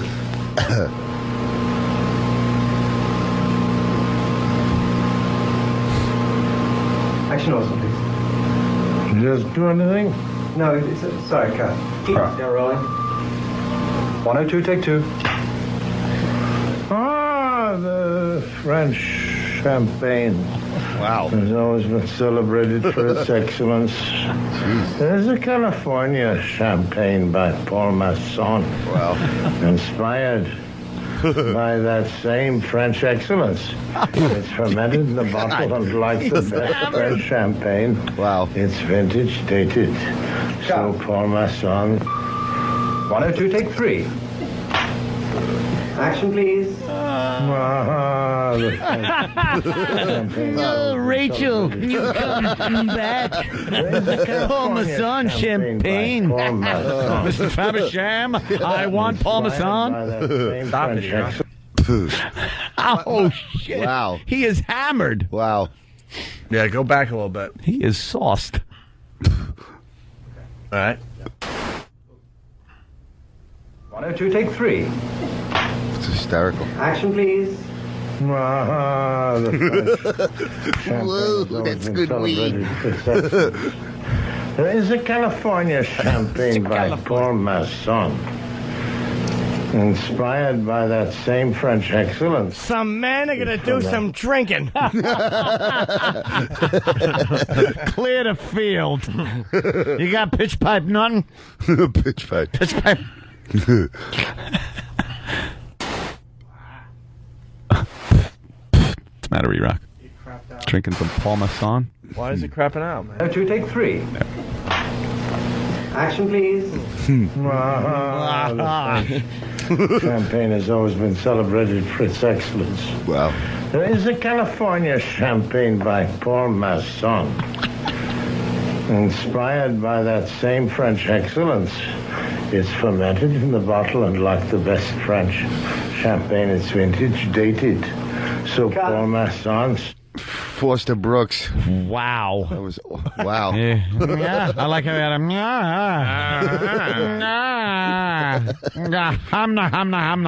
not. Wow. I'm sure that Paul Masson California champagne was just as good as any French champagne you could get. Look. Mr. Thrifty Champagne. Oh. What's the swell? Thrifty. What's the What's the other one? Take directions from one person. Is that the famous one we've done many times with the peas? The Oh, I frozen love that peas? one. Have you ever heard the frozen peas one? No. The frozen fish sticks from the fjords. Frozen fjords. You've never heard that? We should play for Otto then. Really? Gotta hear this. This is the gift. This is Orson Welles too? This is classic. It's in England too. I Just think. being obnoxious. Starts and, yelling this at poor this guy. board op. You just know he wants to fucking shoot him. Really? Guy's making like probably $3 an hour back then. I did it right the first time. Yeah, did you? Yeah. Arrogant fat man. Nothing is more important than the simple act of people getting together. Good. Could I have one more go, Orson, please? Sorry. What? Could I have just one more take of that? Why? I just did it right. Yeah. Look, I'm not used to having more than one person in there. One more word out of you and you go. Is that clear? Yes, sir. I take directions from one person under protest, but from two I don't sit still. But who the hell are you anyway? No, I'm the engineer. Well, why the hell are you asking me for another one? Well, I thought there was a slight bonk, and I would just like to be safe. Jesus. What is a gonk? You mind telling me what that is? A bang from outside. Oh. A bang from outside. Interference.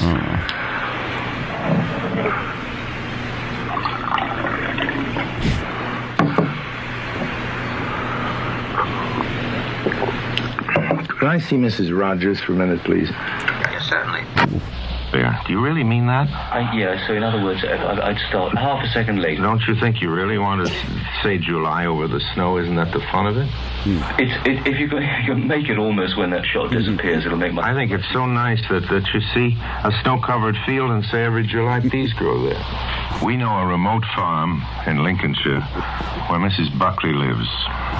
Every July, peas grow there. We aren't even in the fields, you see. Yeah. We're talking about them growing, and she's picked them. Yeah. What? In July. I don't understand you, then. What must be over for July? When we get out of that snowy field. Well, I was out. We were onto a can of peas, a big dish of peas when I said in July. Oh, I'm sorry. Yes, always. Pitchman. I'm always past that. You are? Yes. Well, that's about where I say in July. Can you emphasize a bit in July? Why? That doesn't make any sense. Sorry. There's no known way of saying an English sentence in which you begin a sentence with in and emphasize it. Get me a jury and show me how you can say in July, and I'll go down on you. It's just idiotic, if you'll forgive me for saying so. That's just stupid. In July. I'd love to know how you emphasize in and in July. He's right. Yeah. Impossible. Meaningless. I think all they were thinking about was that they didn't want to... He isn't thinking. Wilson, can we just do one last... Yeah? And it was my fault. I said in July. If you can leave every July... You didn't say it. He said it. It's every July. Your friend. Every July? Who are you?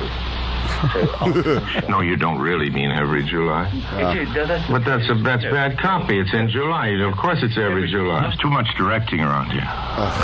Norway. Fish fingers, Findus, Norway.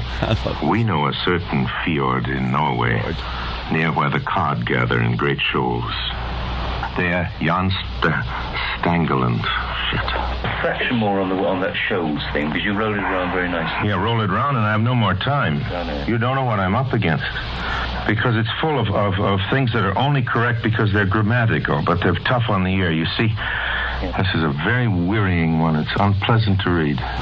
Unrewarding. Unrewarding. Give him some Bosco. Findus. Freeze the cod at sea, and then add a crumb crisp, cool crumb crisp Filling coating. fish sticks in his face. Yeah.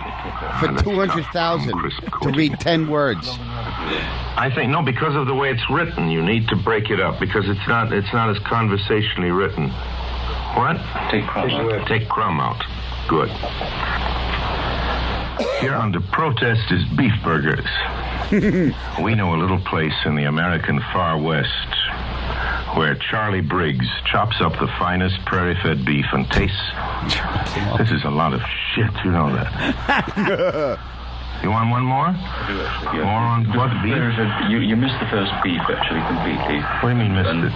You're emphasizing prairie-fed. But you can't emphasize beef. That's like his wanting me to emphasize in before July. Come on, fellas, you're losing your heads. I wouldn't direct any living actor like this in Shakespeare.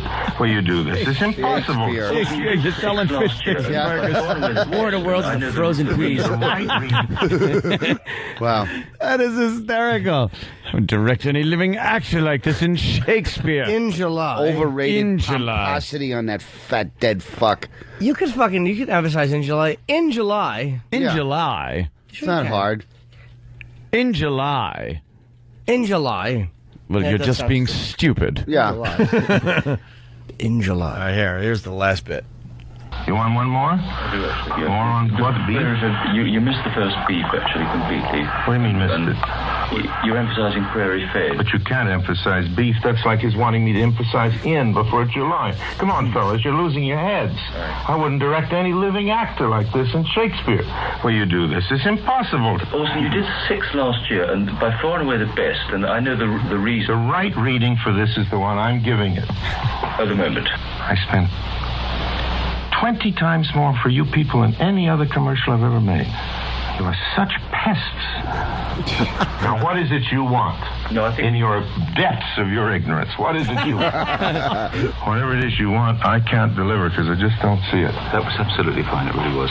You forbidden worth it. No money is worth it.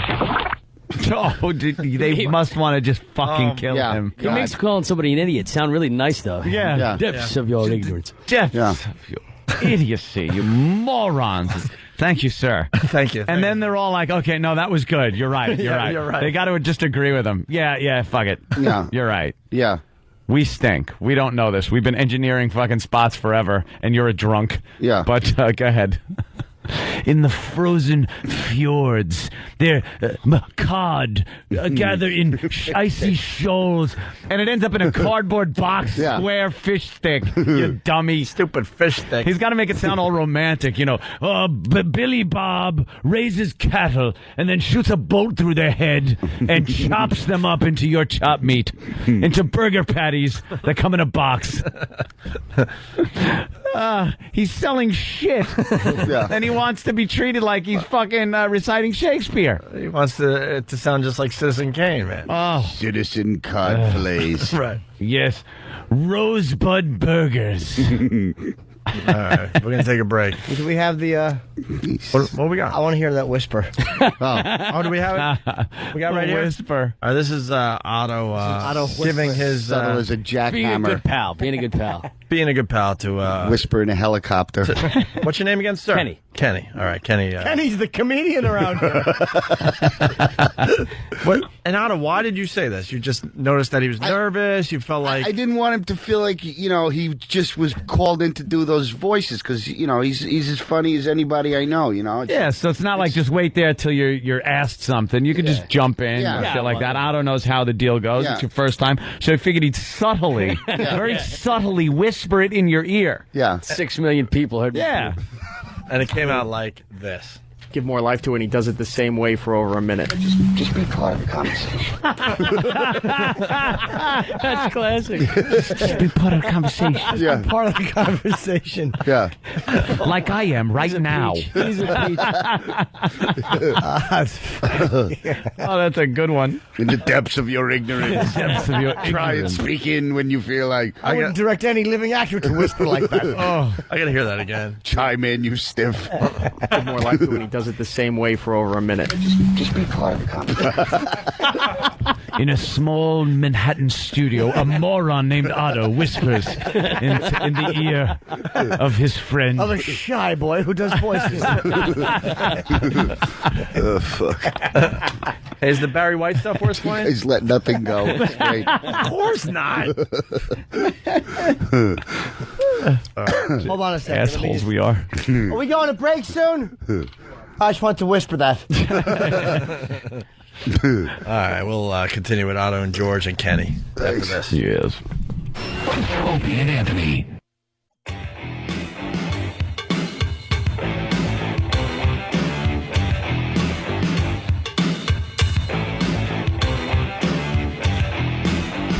And we're back with the Opie and Anthony show. People are saying that the Barry White one is worth playing. I don't remember the Barry White one. We're playing outtakes right now. Barry White. Oh, also we have Big A calling in. Big A. Let me say hi to Big A. Oh, baby. What's up, Big A? Yeah. Big A. Hi, Opie, Anthony, Jimmy, how you doing?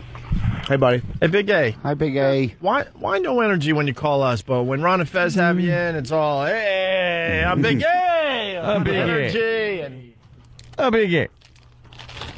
I just woke up. That's why. yeah, that morning thing will really take the life out Just of the radio. woke up. It's 10 o'clock. Yeah. I know. Don't you have to work today? 12 o'clock. Big A. Last night. It's Otto. I missed you yesterday, but you can come to any other show. Thanks a lot. I really appreciate it. Yeah. You're a good man. Thanks a lot. He rolls over, How there's are a you? crushed infant under him. What's up, Big A? No, I couldn't go last night because my dispatcher is a lesbian cunt. Who is? And promised I could get off early, and then told me I couldn't. Oh, your boss or something. Your boss. Dispatcher, I think. One of them, Dispatcher. Yeah. The stutter goes away a little bit when the rage comes out. Oh, yeah, That's I like what- that. Stay angry. That's why he's She's like a lesbian? choking some bitch, Yeah. and he's talking perfectly.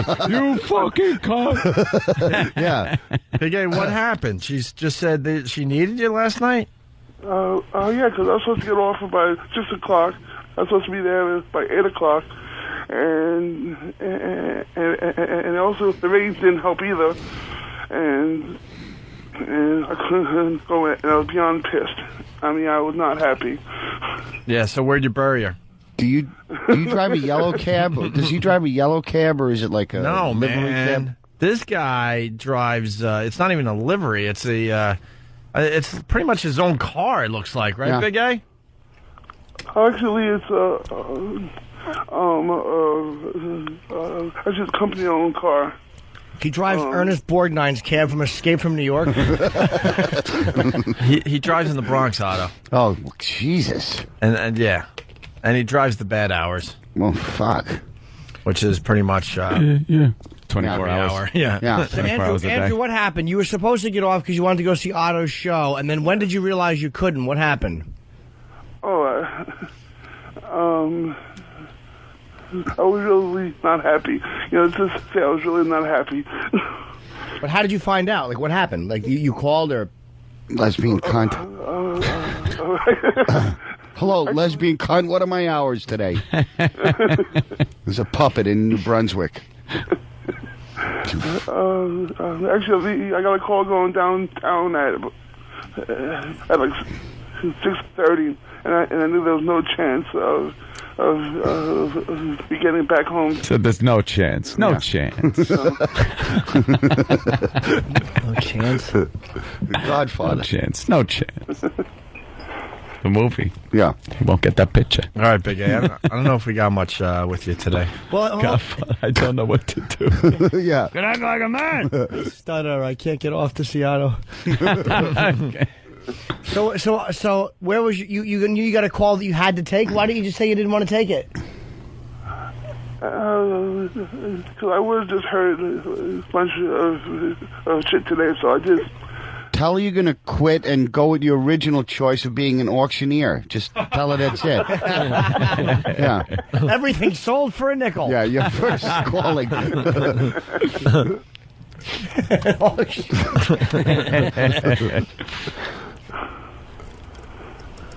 Yeah, a Big A. Okay. All right, Big A. I guess that's all we get today, huh? Right. All right, we'll see you. We're glad you're on the mend, Andrew. Yeah. I look forward to hearing you on Ron and Fez with a lot of energy and a lot more to add to energy. their program. And thank you for coming to my signing Thursday. It was good seeing you. Thanks a lot, Jimmy. It was a pleasure being you. I had a great time. All right, Big A. We'll Good see you seeing him soon. and Pat from Moonachie and Stephen from Bayshore. Yeah, they're all there, huh? What a creep Stephen from Bayshore is. He's got his fucking sideburns. He's like a really weird Elvis impersonator. Yeah. He's a psychopath. He sings Elvis. Does he really? Oh, yeah. He sings it well. To a T. I didn't know that. He sang that song we were playing for a while. Where is it? I did know that. He Yeah. did a great version. He of that. sang some great real Elvis songs. Yeah. I heard some of his work. It's very good. Well, he did the song parody. What was that? What was the song parody again? My AIDS. This is My AIDS. This is for you, Jimmy. I know. I didn't recognize that was him. All right, Keith, Let's hold hear on a one little. second. Let's hear this. Yes, this is Steve from Bayshore. Steve rules. Listen to this, Otto. Words to its after you. And now the hill is near, and so I face the viral herd. My friend, I'm not a queer. I love those girls with thick meat curtains. I've lived life as a fool. I've traveled down that Hershey highway. I'm sure it's things like this that gave me my old pets. I've banged a few, but Then again, most of them female have paid for sex with youths, and one or two large organ she-males. My glands feel scraped and coarse. My little lungs are clogged with mucus rolled up like Robert Reed. I think it's my age. I've had sometimes more than a few when I bit off old number two. But through it all, when you're in spouse, I suck it up, yeah, and eat her out. These sores ain't small, they're on my balls. Blame it on my age. I've loved in bareback style. I've had my ass filled with 4 fingers, and now it's no surprise that not one team cell ever lingers. To think I slept with that toothless crackhole way up in Harlem at first. Just HIV, and now it's my age. Or how can a man born with no chin eat broth each meal? He'll grow too thin. I start to sweat, my skin might scorch. It started all under that porch. It don't look good for little Jim. How I hate my age. I should have not French kissed that shim. Now I've got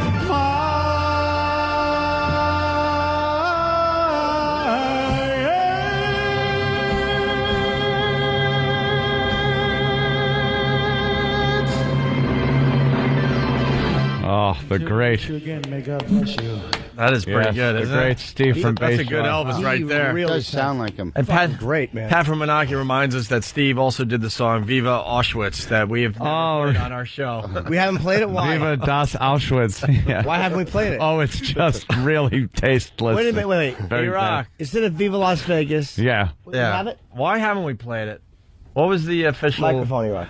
We decided we like our jobs. What I forget. Do we have it? I think it was taken from me. I really don't know where it is. Wow, no way. Yeah. Who took it from you? I don't know, but it was I think as a show we were a little scared because he kind of handed it in when we were going through some things. So I think we got should nervous. probably play it long enough until we go, okay, now I see why we didn't play it. Well, can we like play it and just acknowledge how awful it is? And then let me see if I can find a copy. See if we can find it. Was there an official reason why we didn't play that? I know we were all real nervous. Large because Jewish population in New York. Maybe you want to screen it first. Maybe. Yeah, I want to hear it. All right, well... I'd never heard a song about Auschwitz. That'd be good therapy, too. Well, Dan S. from Long Island, he's like... Let's see the hands. Yeah. Dan S. is like, if you guys are going to play some songs, you might as well play My Dick's All Shitty. Have you heard this one yet, Otto? No. Well, that's a favorite. Listen to this. My dick's all shitty. My dick's all shitty from your ass. My dick's all shitty. My dick's all shitty from your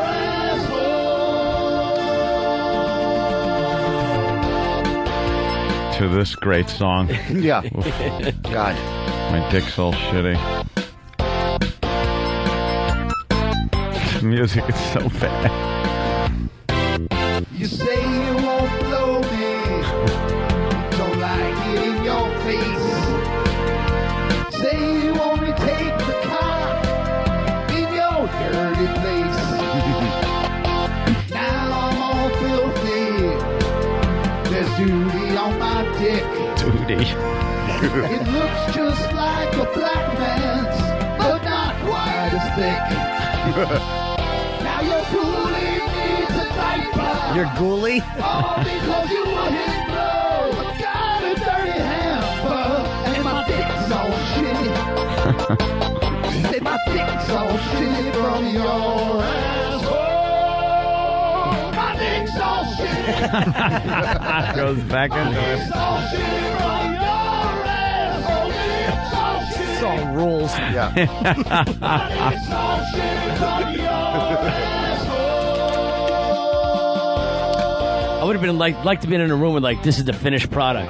Hey, here it is, guys. This is the one we're sending Here in. it is. Smell the glove. We can't get enough of it, though, there, Kenny. I think it's the grovelly voice that makes it. My dick's so shit. And a horrible MIDI version. You can picture him singing it like he's holding his headphones and his eyes are closed. My dick's so shitty. yeah. Like he's belting this out. Yeah. Well, we're getting like Dirk Diggler in the studio. I was just thinking that Dirk Diggler scene, yeah. We're getting horrible off. We're getting a question we get all the time. Redding from Whackbag. Is this leading to the return of most offensive song? I would love to do Let's most do it. offensive song. The problem is it just always goes to one group of people. Hey, no, I think that we was could the problem. we could then sort it out to where it's very diverse in its subject matter. Right. People just love to, just take it to one place. Yeah.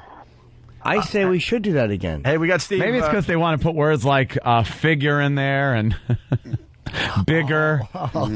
Maybe about bugs, chigger. They just want to rhyme with that, and that's why they always go in one direction. But they ruin it. Steven from Bayshore, what's up? Good morning, gentlemen. How are you? Hi, Steven. I can send E-Rock a link to the Viva Das Auschwitz toe tapper if you want. Toe tapper. It's a very popular song. It's never been played on our show, but the hardcore fans all know about it. Yeah. What was the reason we gave you, Steven? Patrice was on, and you guys were talking about who the most evil dictator was, and somebody came up with the phrase that Hitler was the Elvis of evil, and Ant just sang "Viva Auschwitz," and then the song just wrote itself from there. Oh, right. And then Steve picked up, took the ball. Well, can we get a copy of that? We're going to get a copy. Do we remember why we never played it, though? Did you send it in when we were in all that trouble? No, this was like in February last year. I think we were still, yeah. You're telling me Ant said to you, everything is going really well. Do we want to play this song and get fired? So yeah, maybe that was it. It is brutal. It is good, though. Makes sense. Yeah, it's very offensive. I can give the, if you put me on hold, I can give the, probably just state the link to somebody and they can go try to find it. All right. Okay. All right, we'll put you on hold. Please hold, sir. I mean, if we're talking about the most offensive song, ever, maybe we could play a little piece of that. The most offensive song you've ever heard. Remember that guy? He was part of the most offensive song contest. Oh, yeah. Did like a Barry Manilow. But the thought that we played some of those songs on regular FM radio just chills me. Do you have the one It's by one of the Q? greatest contests ever. Baby Raper, Camp Concentration. You got any of these songs? Welcome to Camp Concentration. That was an upper. Do you have the one touching little girls or whatever? Horny for little girls, yeah. Horny I'm for horny I heard for that little once. girls. I still remember where I was. I was on 10th Avenue, I believe, north, by the Lincoln Tunnel when I heard that. We couldn't play that song further than I'm horny for little girls, because little girls have, and then it just... And we played the whole play song that on regular radio. On regular radio. One day we got to get a whole list of stuff we can't play on regular radio anymore and put it on the website. Oh, mein Führer. People will be amazed of all the stuff that would not fly today. Just boned my daughter. What was that to? That was your brother. That was your brother. What was it? What song was that to? Pearl Jam. Oh. Don't call. All right, daughter. I want to hear a little bit of the touch of Horny for Little Girls. Oh, you'd only hear a touch because that second line is just pure evil. All right, do we have it? Yeah. Look, it's part of something we did do on the radio. It's yeah. You actually played this whole song on terrestrial radio? Yes. which is bizarre. I think by the time I heard it, was there a time then where you wanted to play it after and they said no more, you can't play that again? Yeah. Okay, that's probably when I heard part of it. I don't think I ever heard the whole song. Yeah, because somebody, I think our bosses at some point said, "Did you ever play a song?" Because months later, did you ever play a song titled this? It's like, yeah, but we were doing the most offensive song contest. It's in the context of we asked listeners to write songs that are so heinous and offensive, and the worst one will win. You know what? And everyone remembers this like it was yesterday. Now it's coming in. Play Imagine. That was the one. Oh, shit. That one would get us that was a bad one. Higher today. Where are these songs hiding out for people that want to go find them? That's secret. I don't know. Yeah, tell they're it out on there. the air. They're out there somewhere. We don't know where these went or who Oh, they came from. boy, are they. Oh, God, was Imagine bad. Wait, you got what? You got the live version of what? Sorry. Live version. Remember? Yeah, that was... at a road show. Q did this live. All right, let's hear just a piece. Hey, are they on the dump button down in Washington? Yeah, who knows? I think they have some kind of dump button just in case. I hope not. If they're pissed off, then let them deal with this. We ain't touching nothing. All right, let me see this. This was live at a road show. All right, I'm stepping out of the way. Little girl of 8 or 9 or 10. I can't resist the urge to stick my tongue inside of them because Oh my God. I'm horny for little girls. For little girls have a hairless little twats. All right, look. All right. Holy shit. Fully acknowledging that this was a different time for the Opie and Anthony show. Wow. Dude, that was played on the FM radio. fucking radio. Wow. Twat. It was You one gotta be shitting me. It was one of the greatest contests ever. Management finally stepped in and went, "Look, guys, we let you get away with murder. You gotta end this fucking thing. You gotta end this." Jesus. Let's just hear the next line. What's the next line? For little girls, oh, I get them high on alcohol and the pot. Their little butts surround. All right, stop. It's just, you know. All right, come on. It's just, This is not right. Chris Hansen's going to walk through that door any moment now. so what was that song you were Right. playing? This guy's the greatest. Oh, my God. Q. And we're on Q? What happened to Q? Is he locked up? Probably. So, Q, why don't you sit down and have some cookies and lemonade? You know what's fucked up? We are really nervous just playing like a little snippet of this song, and this was on regular radio. We're on satellite right now. Multiple times. We played the shit out of this song. Because it was an offensive song, and that was the object of the object of the contest. Did you pick a winner? Was this like the winner? No, it's one of those contests that just kind of went away. Well, it went away. No, we assumed we knew what the winner was, and I think it was Imagine. Yeah, it's freaking Guido. He sang it like a Guido. It was wow. Oh, there's also, wait a minute. What? Candyman. Oh, yeah. Who could take... All right. Remember that one? It was the KKK song, they called it. Yeah. The KKK can, the KKK can. Oh. If I'm not mistaken, maybe someone could help me out, but Howard was so shocked that he played us playing it. Yeah. That was his way of getting it on his show. Yeah. Because look what these idiots are playing. Oh. Yeah. Swinging from a tree. It was so bad. Everybody's nervous. Oh, I know. Wow. Look, we're all scared. Wow. We're scaredy cats now. Oh, it was so bad. You want to hear one more line from Q? Yeah, you have to. All right. One more line. Yeah. And it's shiny, it makes you want to stash your junk inside the line. All right. Stop. That rules. Wow. All right, wow. Q's the fucking greatest. You gotta remember, there's about 1,000 people there too. Just all.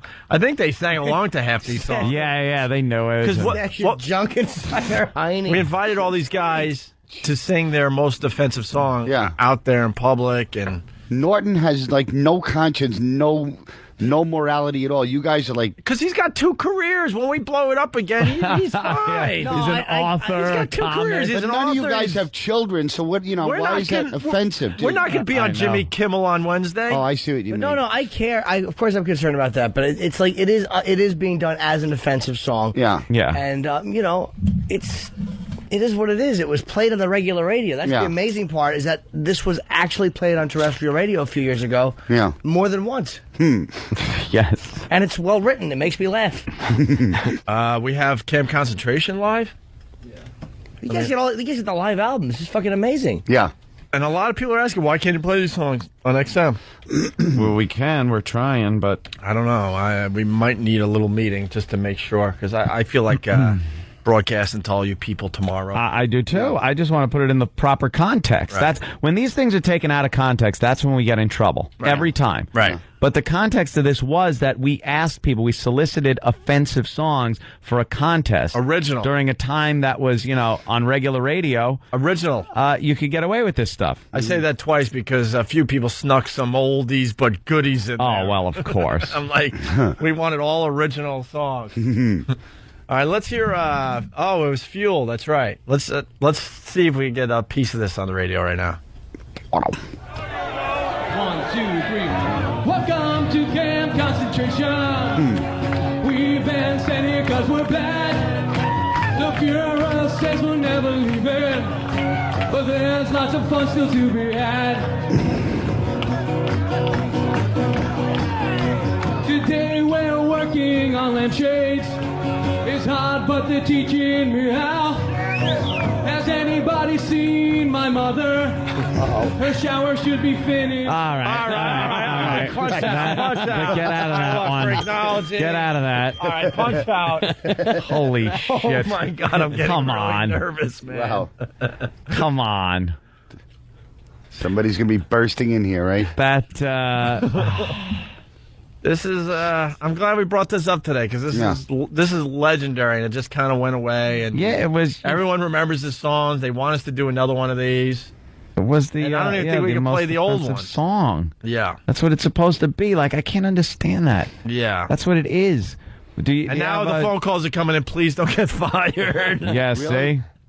A lot of people. Flounder saying this is my. Hold on. Now we got to take some phone calls. Let's say hi to Flounder. Flounder, what's up? What's going on, guys? This was my favorite bit on NEW. You need to bring it back or at least replay it over and over. It was awesome. Yeah, well. All right. You'd like to. I'm sorry about that. I didn't mean to do that. Let's ask. Mike's got a question. Mike in New York, what's up? Mike? Yeah, I just got a question, boys. How long is this suspension going to be? Oh. No, I think we stopped it just in time. Yeah. Hey. All right. Corey in Philly. Corey, what's up? Oh, guys, this is bullshit, man. Just play the fucking songs. If you get fired, I'm dumping my XM. Shut your ass, man. Fuck you guys. Yeah, fuck you guys. Well, Corey's one of those purists. He's like, why am I paying for XM if you guys can't play this? I don't understand. That's true. It's cable radio. Fuck, there's got to be. That is true. Go underground yet again to get anything done. Yeah. I'm not even sure if we're not allowed to play these. I think, we might be able to. I don't know. I just want to make sure we have a job tomorrow. These fucking rules. Jesus. Another chapter crash? Is that or is that old news? Oh, it's old. I don't know. Yeah. What else do you got there, Iraq? You got my brother Schindler's List song done in the 40s style? All right, let's hear just a piece of that one. A little piece of Joe's song. All right, this is Ant's brother. Yep. Brother Joe.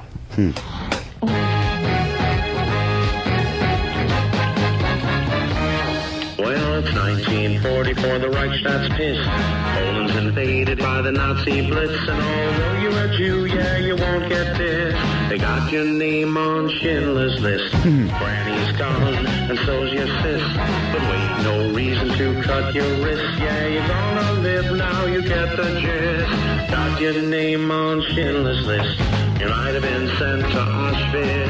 That place is such a gas. And you could have caught a bullet in the Krakow ghetto, but Schindler, he saved your ass. Now you got a job with 1,000 other Jews. You're eating that matzah and gefilte too. You thought you were dead, oh, but what a twist. They found your name on Schindler's List.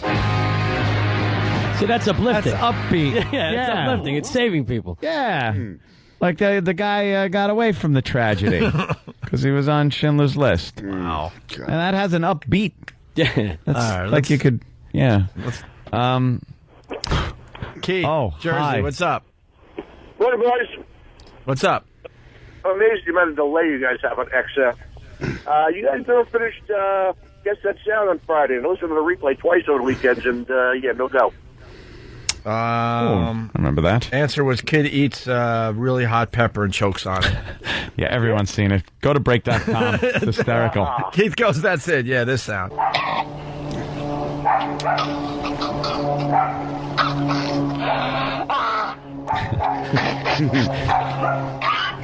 Not.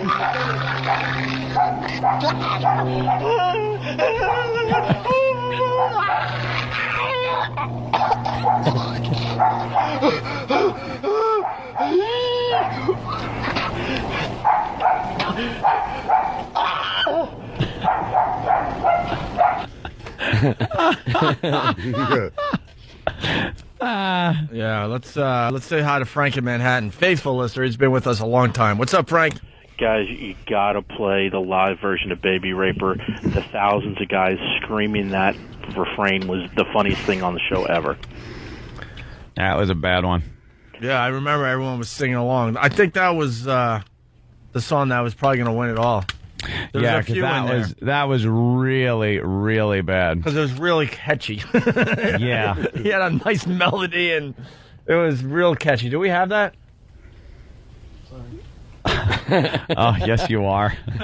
Yes, you are. Sorry. Have it or no? I was setting up line of the day. I didn't hear what you were asking for. Baby Raper live? When the whole audience is singing along with it? Dude. 1 second. All right. Yeah, because that was the big get that day. Oh, this contest was taken so seriously. NAACP protests Michael Vick's suspension. Why? One guess. Oh, right. Sorry. Why? You know what the fuck he's been doing? He's been strangling Would they come to the defense of any white guy that was doing the same thing? Wait, can I jump in real fast? Sure. I think Michael Vick should be able to play football. Yeah. Are they protesting it only because It would be very hypocritical of us to say that he shouldn't be able to play football. Why? That's a crime. Yeah, but it has nothing to do with his football. If he's not in jail. It's different than Football words. the NFL has high standards. Dude, it's different than words. What we do are words. He was killing dogs and torturing them. He was drowning them in a pool. Yeah. Horrific, obviously, but let the guy play football. Make for an interesting season. But the NAACP protesting Michael Vick's suspension. But Right? I want to know, are they protesting because they're saying that he hasn't been found guilty of anything and the NFL is automatically assuming his guilt? I don't know. I mean, why? We don't have any details. Why doesn't the NAACP judge people by the content of their character and not the color of their skin? Can they do that for one fucking time? Yeah. Just take it and judge the person by what they've done and what they're doing instead of just the fact that they're black? Yeah. God, what a racist organization. Jesus fucking Christ, come on already. Stop protecting people just because they're black-skinned. Well, according to the NAACP, blacks cannot commit crimes. They can do nothing wrong. Apparently. And bury the N-word. That's the problem. Well, that's breaking news. We'll get more on that. We got Baby Raper. Oh, do we? Cool. All right, let's acknowledge this was something we did a long time ago. Most offensive songs on regular radio. Yeah. And then we had a huge live concert in front of at least 1,000 of our listeners, and all the guys that were kind of in the finals all got to play their song in front of everybody. And this is pretty much 1,000 people singing along to this little ditty. Go ahead there. We'll see how much we can play this. 3, 4. The other inmates think I'm kinda sick because of where I like to dip my stick.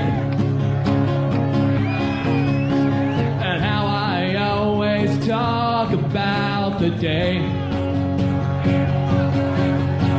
I met that little hottie John Bonet, whose parents did kill her, by the way. I wish that they could somehow understand. This is hard. I'm just an average, ordinary man. But somehow they just can't seem to get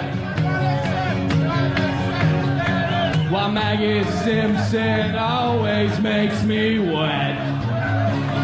Here it comes. Baby raper.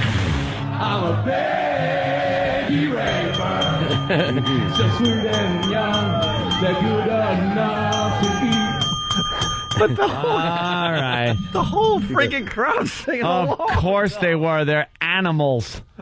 They knew the song that well, and this was before the internet really took off. That was just from all the times we played it on our show. It's a hit.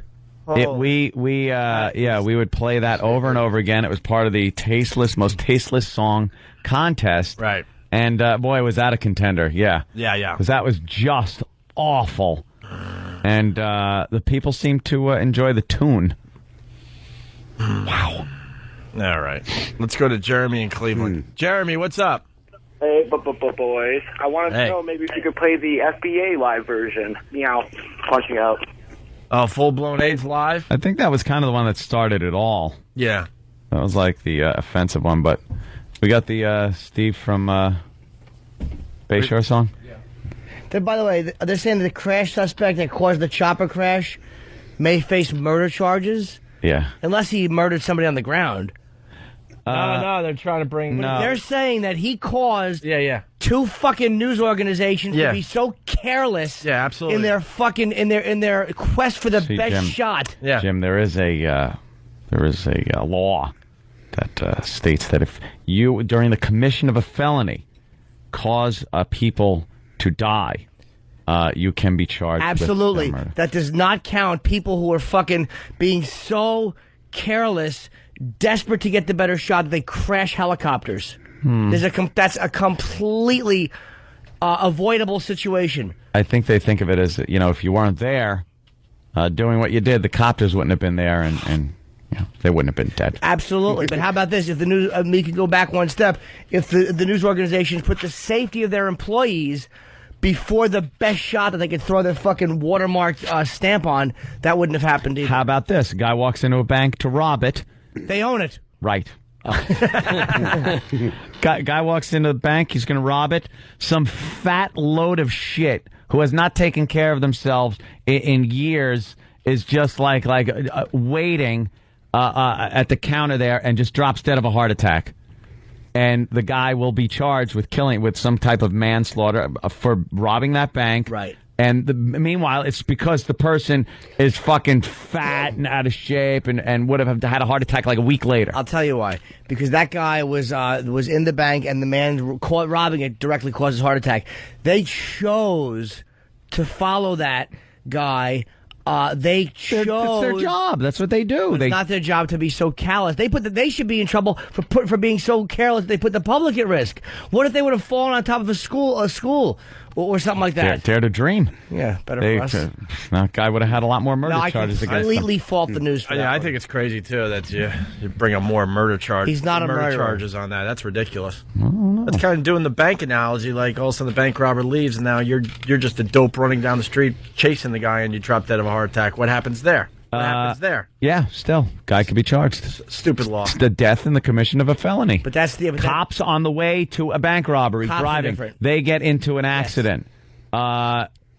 Get charged with murder. Cops are different. They're going again. Their job is to be there. Well, their job is to cover the car chase with the helicopters. What do you think they got the helicopters for? But that still does not fall under the same. Police going to the scene of a crime to prevent it does not fall under the same category as newscopters, a vulture chase to get better footage for their fucking station to get the ratings up, to sell more advertising. I agree with Jimmy on You know what? I think we're just going to have to agree to disagree on this one. Nah, he's not a murderer. The guy's not a murderer at all. That's like saying, let's say you were doing a felony.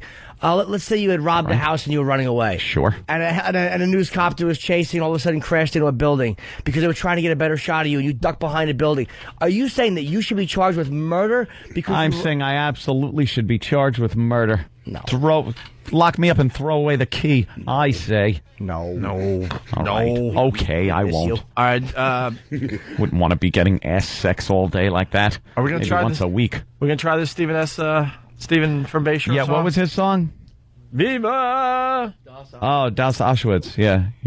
He does a good Elvis. What can I say? The words are deplorable, but... Get ready on that stop button there, E-Rock. Let's go. Snappy dresses gonna set my rag on fire. Isn't he good? There's a whole lot of gold teeth I'm ready to pull. So stack them corpses high. There's 1,000 choking women stuffed tight in there. Oh, my God. They're barely breathing cyclone bees in the air. I'm just a Führer with bullets to spare. So Viva das Auschwitz. Viva das Auschwitz. How I wish that I had more than 68 months to fight a war. I thought things were going really swell. Then the Reds were knocking on my door. We had jackboots and armbands and those shirts of brown. 10,000 Nazi flags in every town. Come on, stupid bitches, let's all go step around. Viva das Auschwitz. Viva das Auschwitz. Well, history lesson is what it is. Hey, very accurate. Burning ovens and your cruelty loving to the right or to the left. Viva das Auschwitz turning folks into lampshades getting blue eyes for brown mate. Once you see Dr. Joe, you'll never be the same again. Gonna stay in my bunker while the generals get drunker. Got my pistol and cyanide. If I wind up dead, folks will always remember me for war and genocide. Ooh, I'm gonna throw in every troop I got. Deserters, defeatists, we'll all end up shot. We're gonna die so waver, let's tie the knot. Viva das Auschwitz. Everything in there. Wow. Viva das Auschwitz. Viva das Auschwitz. Viva das Auschwitz. That's a fucking. Very much. I just learned stuff from that song. Yeah. Dude, did he change the lyrics though, right? Yes, a little bit. Yeah. It's no more offensive than Springtime for Hitler. I mean, it was just, you know. Well, yeah. The Holocaust is a horrible thing, but it's comedy. Comedy. All right, hey, Comedy. Barry White, before we get out of here, the Barry White outtake. That's, wow, Steve does a great Elvis voice. Amazing. He's a good voice, man. And he's funny. He's a good writer. All right, here we go. Barry White? Yeah. We started with outtakes, we end with outtakes today. Here we go. Hi, this is Barry White. Please join me on Friday, Saturday, and Sunday for the first fucking thing. I'm cutting the fucking spot, Tony. Jesus. Hi, this is Barry White, and Paul Quinn College cordially invite you to a weekend in Texas on Friday, Saturday, one more time. Shit. Do it over, fuck it. Hi, this is Barry White, and Paul Quinn College cordially invites you to a beautiful weekend in Waco, Texas on Friday. This asshole fuck these words up, man. I mean, he's got words that he don't even need. Hi, this is Barry White. Fuck this shit, man. I'm gonna cut this shit off. Hi, this is Barry White, and Paul Quinn College, and cordially invite your ass to come on down. Hi, this is Barry White, and Paul Quinn College cordially invites you to a beautiful weekend on Friday, Saturday, ain't this a bitch. Hi, this is Barry White, and Paul Quinn College. Oh, Lord Jesus. Fuck this shit. Mother. Is he dead? You're very dead. Yeah, I think. He's completely dead. Is he partially expired? Hey, here's the NAACP, what they just said. I want to take you directly to a press conference here. You are looking at Atlanta's NAACP president, Dr. R.L. White, discussing issues surrounding Michael Vick. Let's listen in. The legal process to take its course. Many of you remember it has not been long that the Duke lacrosse team was seriously damaged by allegations. They were tried by public opinion only to be cleared after all of the public scorn. If Mr. Vick is guilty, he should pay for his crime. But to treat him as he's being treated now is also a crime. He has not lost his rights as a citizen in this country to be considered innocent until proven guilty. All right. There is a good point about the Duke lacrosse team that did wreck them, and they hadn't done anything wrong. Right. Well, it's funny I didn't hear the NAACP piping up back then, though. Then why did Imus lose his job? He wasn't suspended. They fired him. Right. Like, why did that happen? It wasn't even a crime. Please be restrained in your premature judgment until the legal process has been completed. And there are other state representatives who will be here shortly, but this is essentially what we're called to say, and we will ask for questions now if you have any. Once again, this is Atlanta's NAACP president, Dr. R.L. White, making some comments there regarding the Michael Vick case, just asking everyone to remember that he has not been to a court of law on this. He has pled not guilty and trying to get everyone to reserve their judgment on the case and on Michael Vick until it goes through the court process. They were saying it was the NAACP who was saying the Duke players were guilty the whole time. They were the ones pumping up everybody, saying that they were guilty. Let's not rush to judgment like we did. Well, there you go.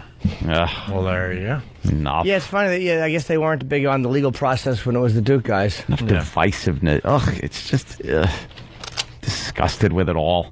I'm from every organization, believe me.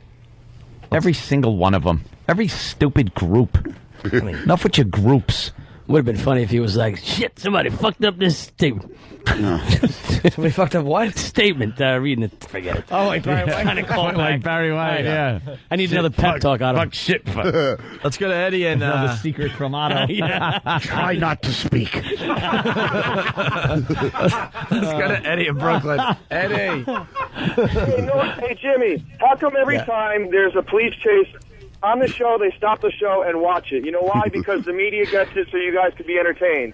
Yes. Yeah. Not saying we're not entertained by it. We're not saying that they shouldn't get the story. What I'm talking about is to go get the story to be so... Look, dude, there's a fucking open sky. 2 helicopters can't fit and get the same shot? No, it's the same thing with the Vic Morrow death, you know? 2 helicopters fell on the borders and people couldn't buy Jimmy Norton's new book, Happy Endings. Well, then that would be a crime. They couldn't buy happy endings in bookstores now. They'd have to go to the Chicago board. Oh, fuck. Detroit.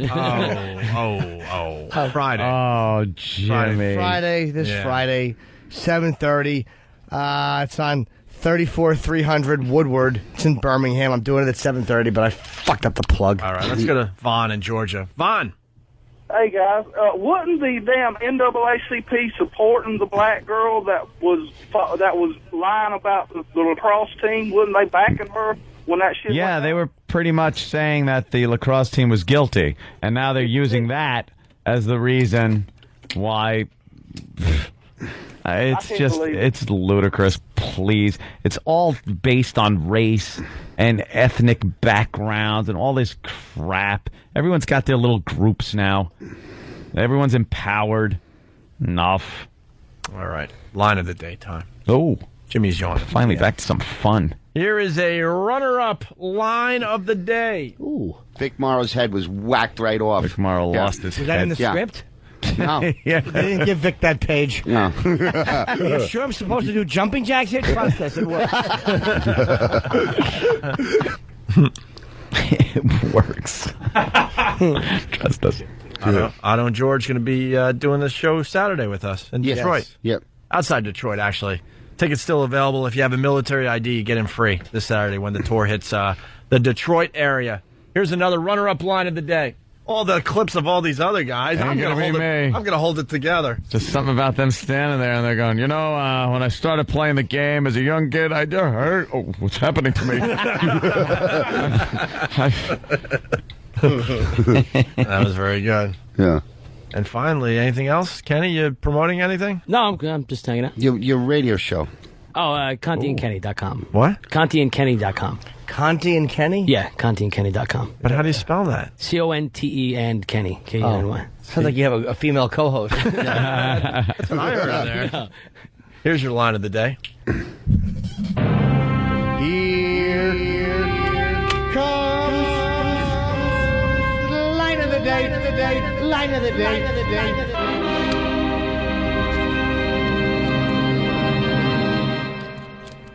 See, these are the guys that are doing my wallpaper. I'm able to watch them from here. Why are you taking your TV out? See, that's why I watch. You're like a fucking Bond villain. They don't know.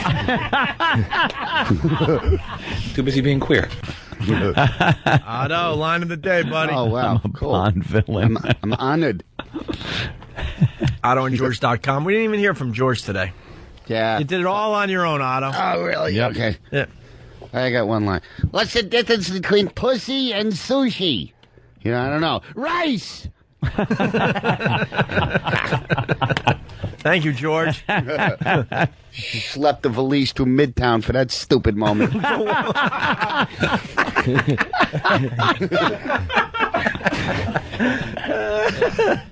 Everyone's loving you on the tour, Otto.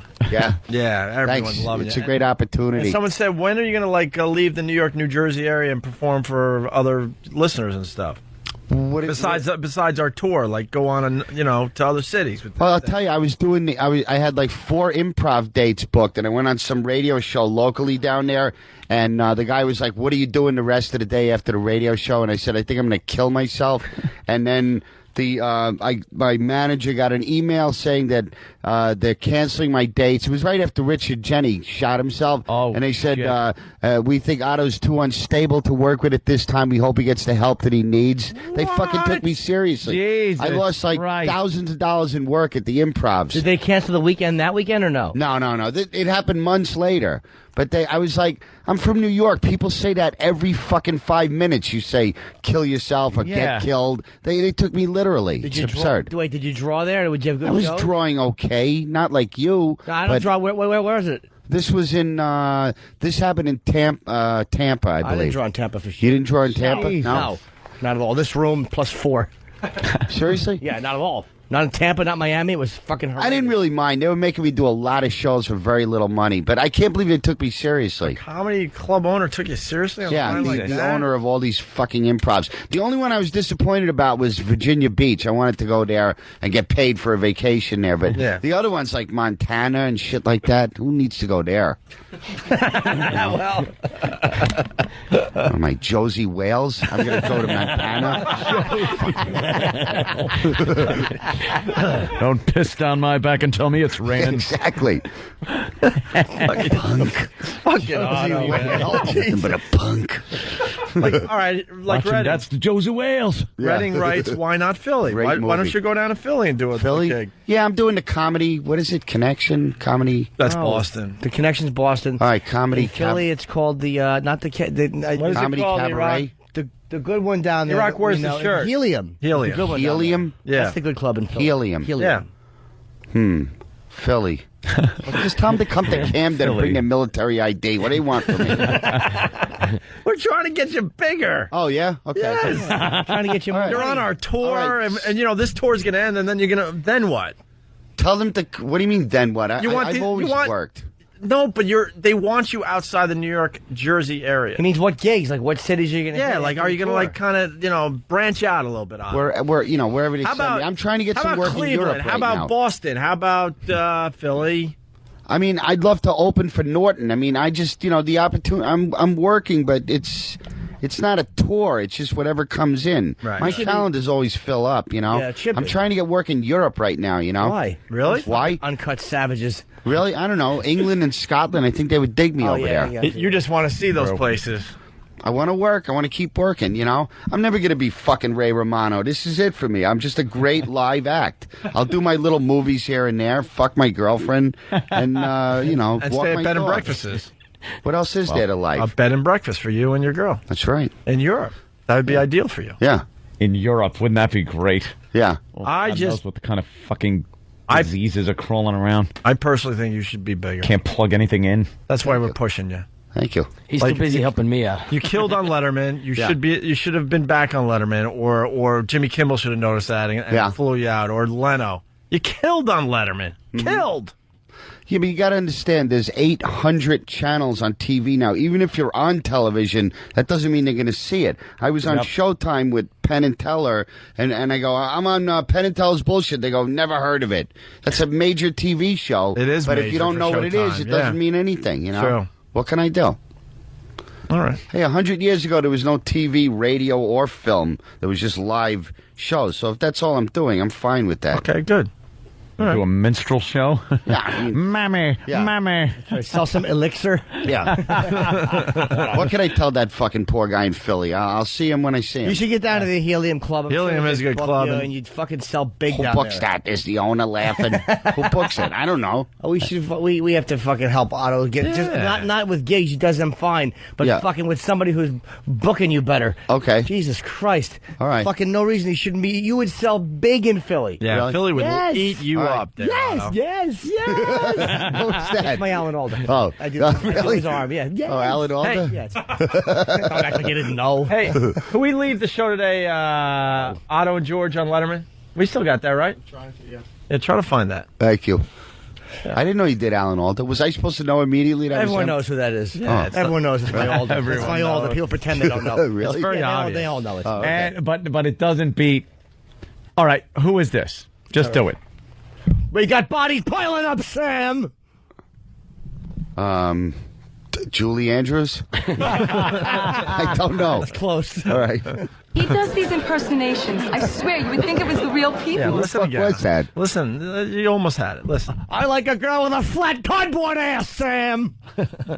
Sam is key to this impression. Sam. I'll help you out a little bit. Yeah, partner. Yeah. Kind of. Works with him. You're Asian and I have throat cancer, Sam. Oh, that's a good hint. Oh, that's I might not have seen this movie. It sounds... Oh, it's a TV series. It's a TV series. And a coroner. Was that Jack Klugman? No, it was He's Quincy. being Jack That was Klugman. Quincy? That's That's Quincy Quincy. M.E. Who's murder? It's Quincy M.E. Otto, close your eyes. Close your eyes. All right, do it again. All right. Sam. See? Just one word. Oh, God. Is that good? One word. Wow. We love it. Jack hand. Klugman, yeah. Yeah. This was no accidental death. Like that. Yeah. Yeah, the hand opens Oh, up. yeah. This, yeah. He was a cunt. Big fleshy hand. Yeah. All right, listen. That was funny. Yeah. Otto's going to be doing the O&A Traveling Virus Comedy Show in the Detroit area this Saturday with us. We're going to leave you with Otto and George on David Letterman. Oh, thank you. Nice. I'm going to Katz's Deli. Oh, where's that? Houston Street. It's the right, greatest all right. corned beef on the planet. And you're bringing Kenny, even though Yes, I am. he barely talked? Yeah. But his couple minutes was good. Yeah. It was very Captain good. Whisper. No, you're a Triand. Yeah. Avalanche. Otto, great job today. We'll Thank see you you. soon. We'll see you Saturday, Thank obviously. you. Yeah. Here's Otto and George as we leave you on this Monday morning. You may want to put the kids to bed for our guest tonight because he is the most controversial ventriloquist working today. Controversial. You don't often think of ventriloquism and controversy. Oh. We have it for you tonight. He has a new CD entitled Classic Moments. I'm sorry, it's a DVD, not a CD. It's a DVD entitled Classic Moments. Please welcome Otto and George.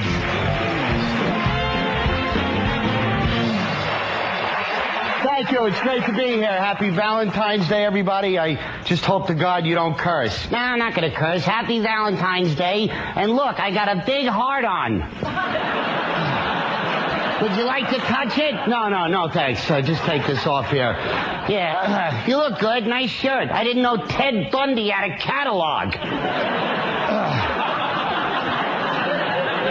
So, what do you got planned for Valentine's Day? Well, me and my girlfriend like to eat, you know, so I'm going to take her to a nice restaurant for a romantic candlelit dinner, followed by a smooth elevator ride up to the room, and then we're going to watch the Letterman show. Well, of course. Yeah, and if she talks when it's on, I'm going to crack her skull open with an ashtray. That sounds real romantic. Just don't curse. Yeah, I can't curse, but Entertainment Tonight can show Britney Spears Velcro when she's getting out of the car with no underwear on.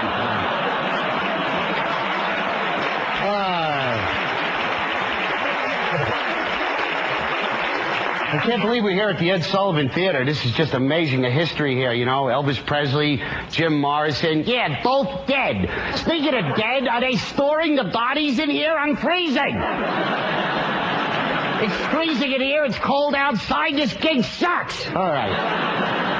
Oh, my God. The Statue of Liberty has the torch under her dress. All right.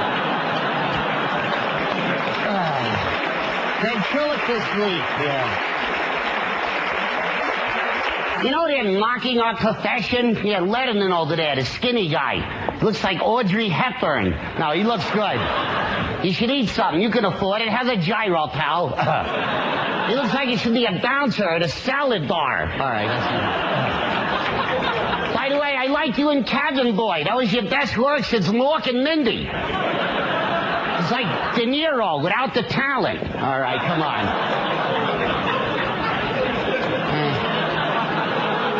Paul Schaefer. Yeah, he looks good. Your barbacoa, the turtle wax is in. All right, stop that. Does your head slide off the pillow at night? He's like Letterman's puppet. Who's working your head? All right, be nice, George.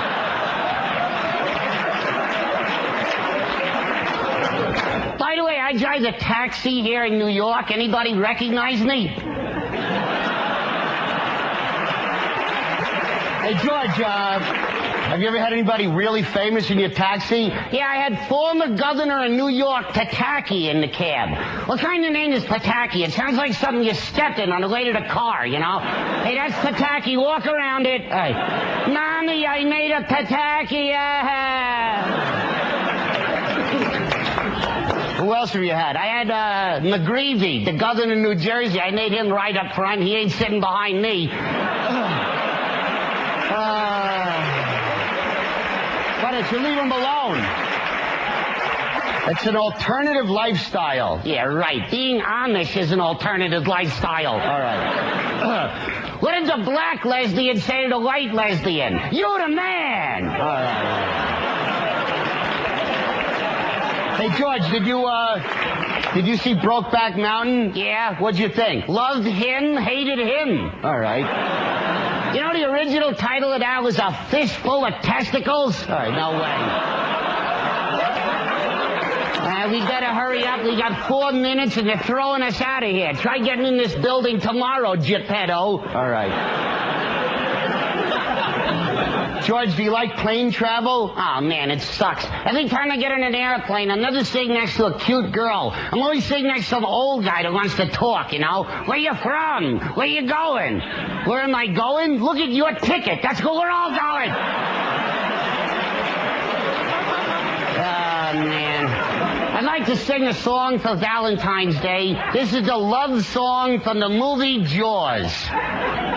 Suddenly, I'm not half the man I used to. Good crowd, right? Yeah, and Sonny Bono's a good skier. All right. I love Jaws. Jaws was a great movie. Remember the opening scene in Jaws? This drunk girl goes swimming naked. I'm drunk, get out of the water. Ah! Get out in. And then you hear, da-dun, da-dun, ah! Come on in, the water's great. Dun, dun, dun, dun, dun, dun, dun, dun, dun. Doesn't this broad hear the music? Get out of the water, that's short music. All right. Hey, is anybody here from New Jersey? New Jersey? Kill yourself. What a polluted dump New Jersey is. No. New Jersey, where a fart is refreshing. Seriously. Here's a poem I wrote about Jersey. It's called Pollution. It's a poem. Go ahead. I shot an arrow into the air. It stuck. Thank you, thank you, thank you.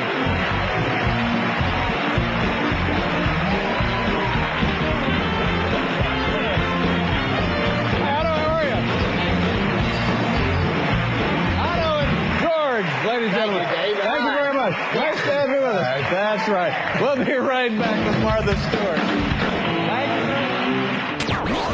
It's the Opie and Anthony Show.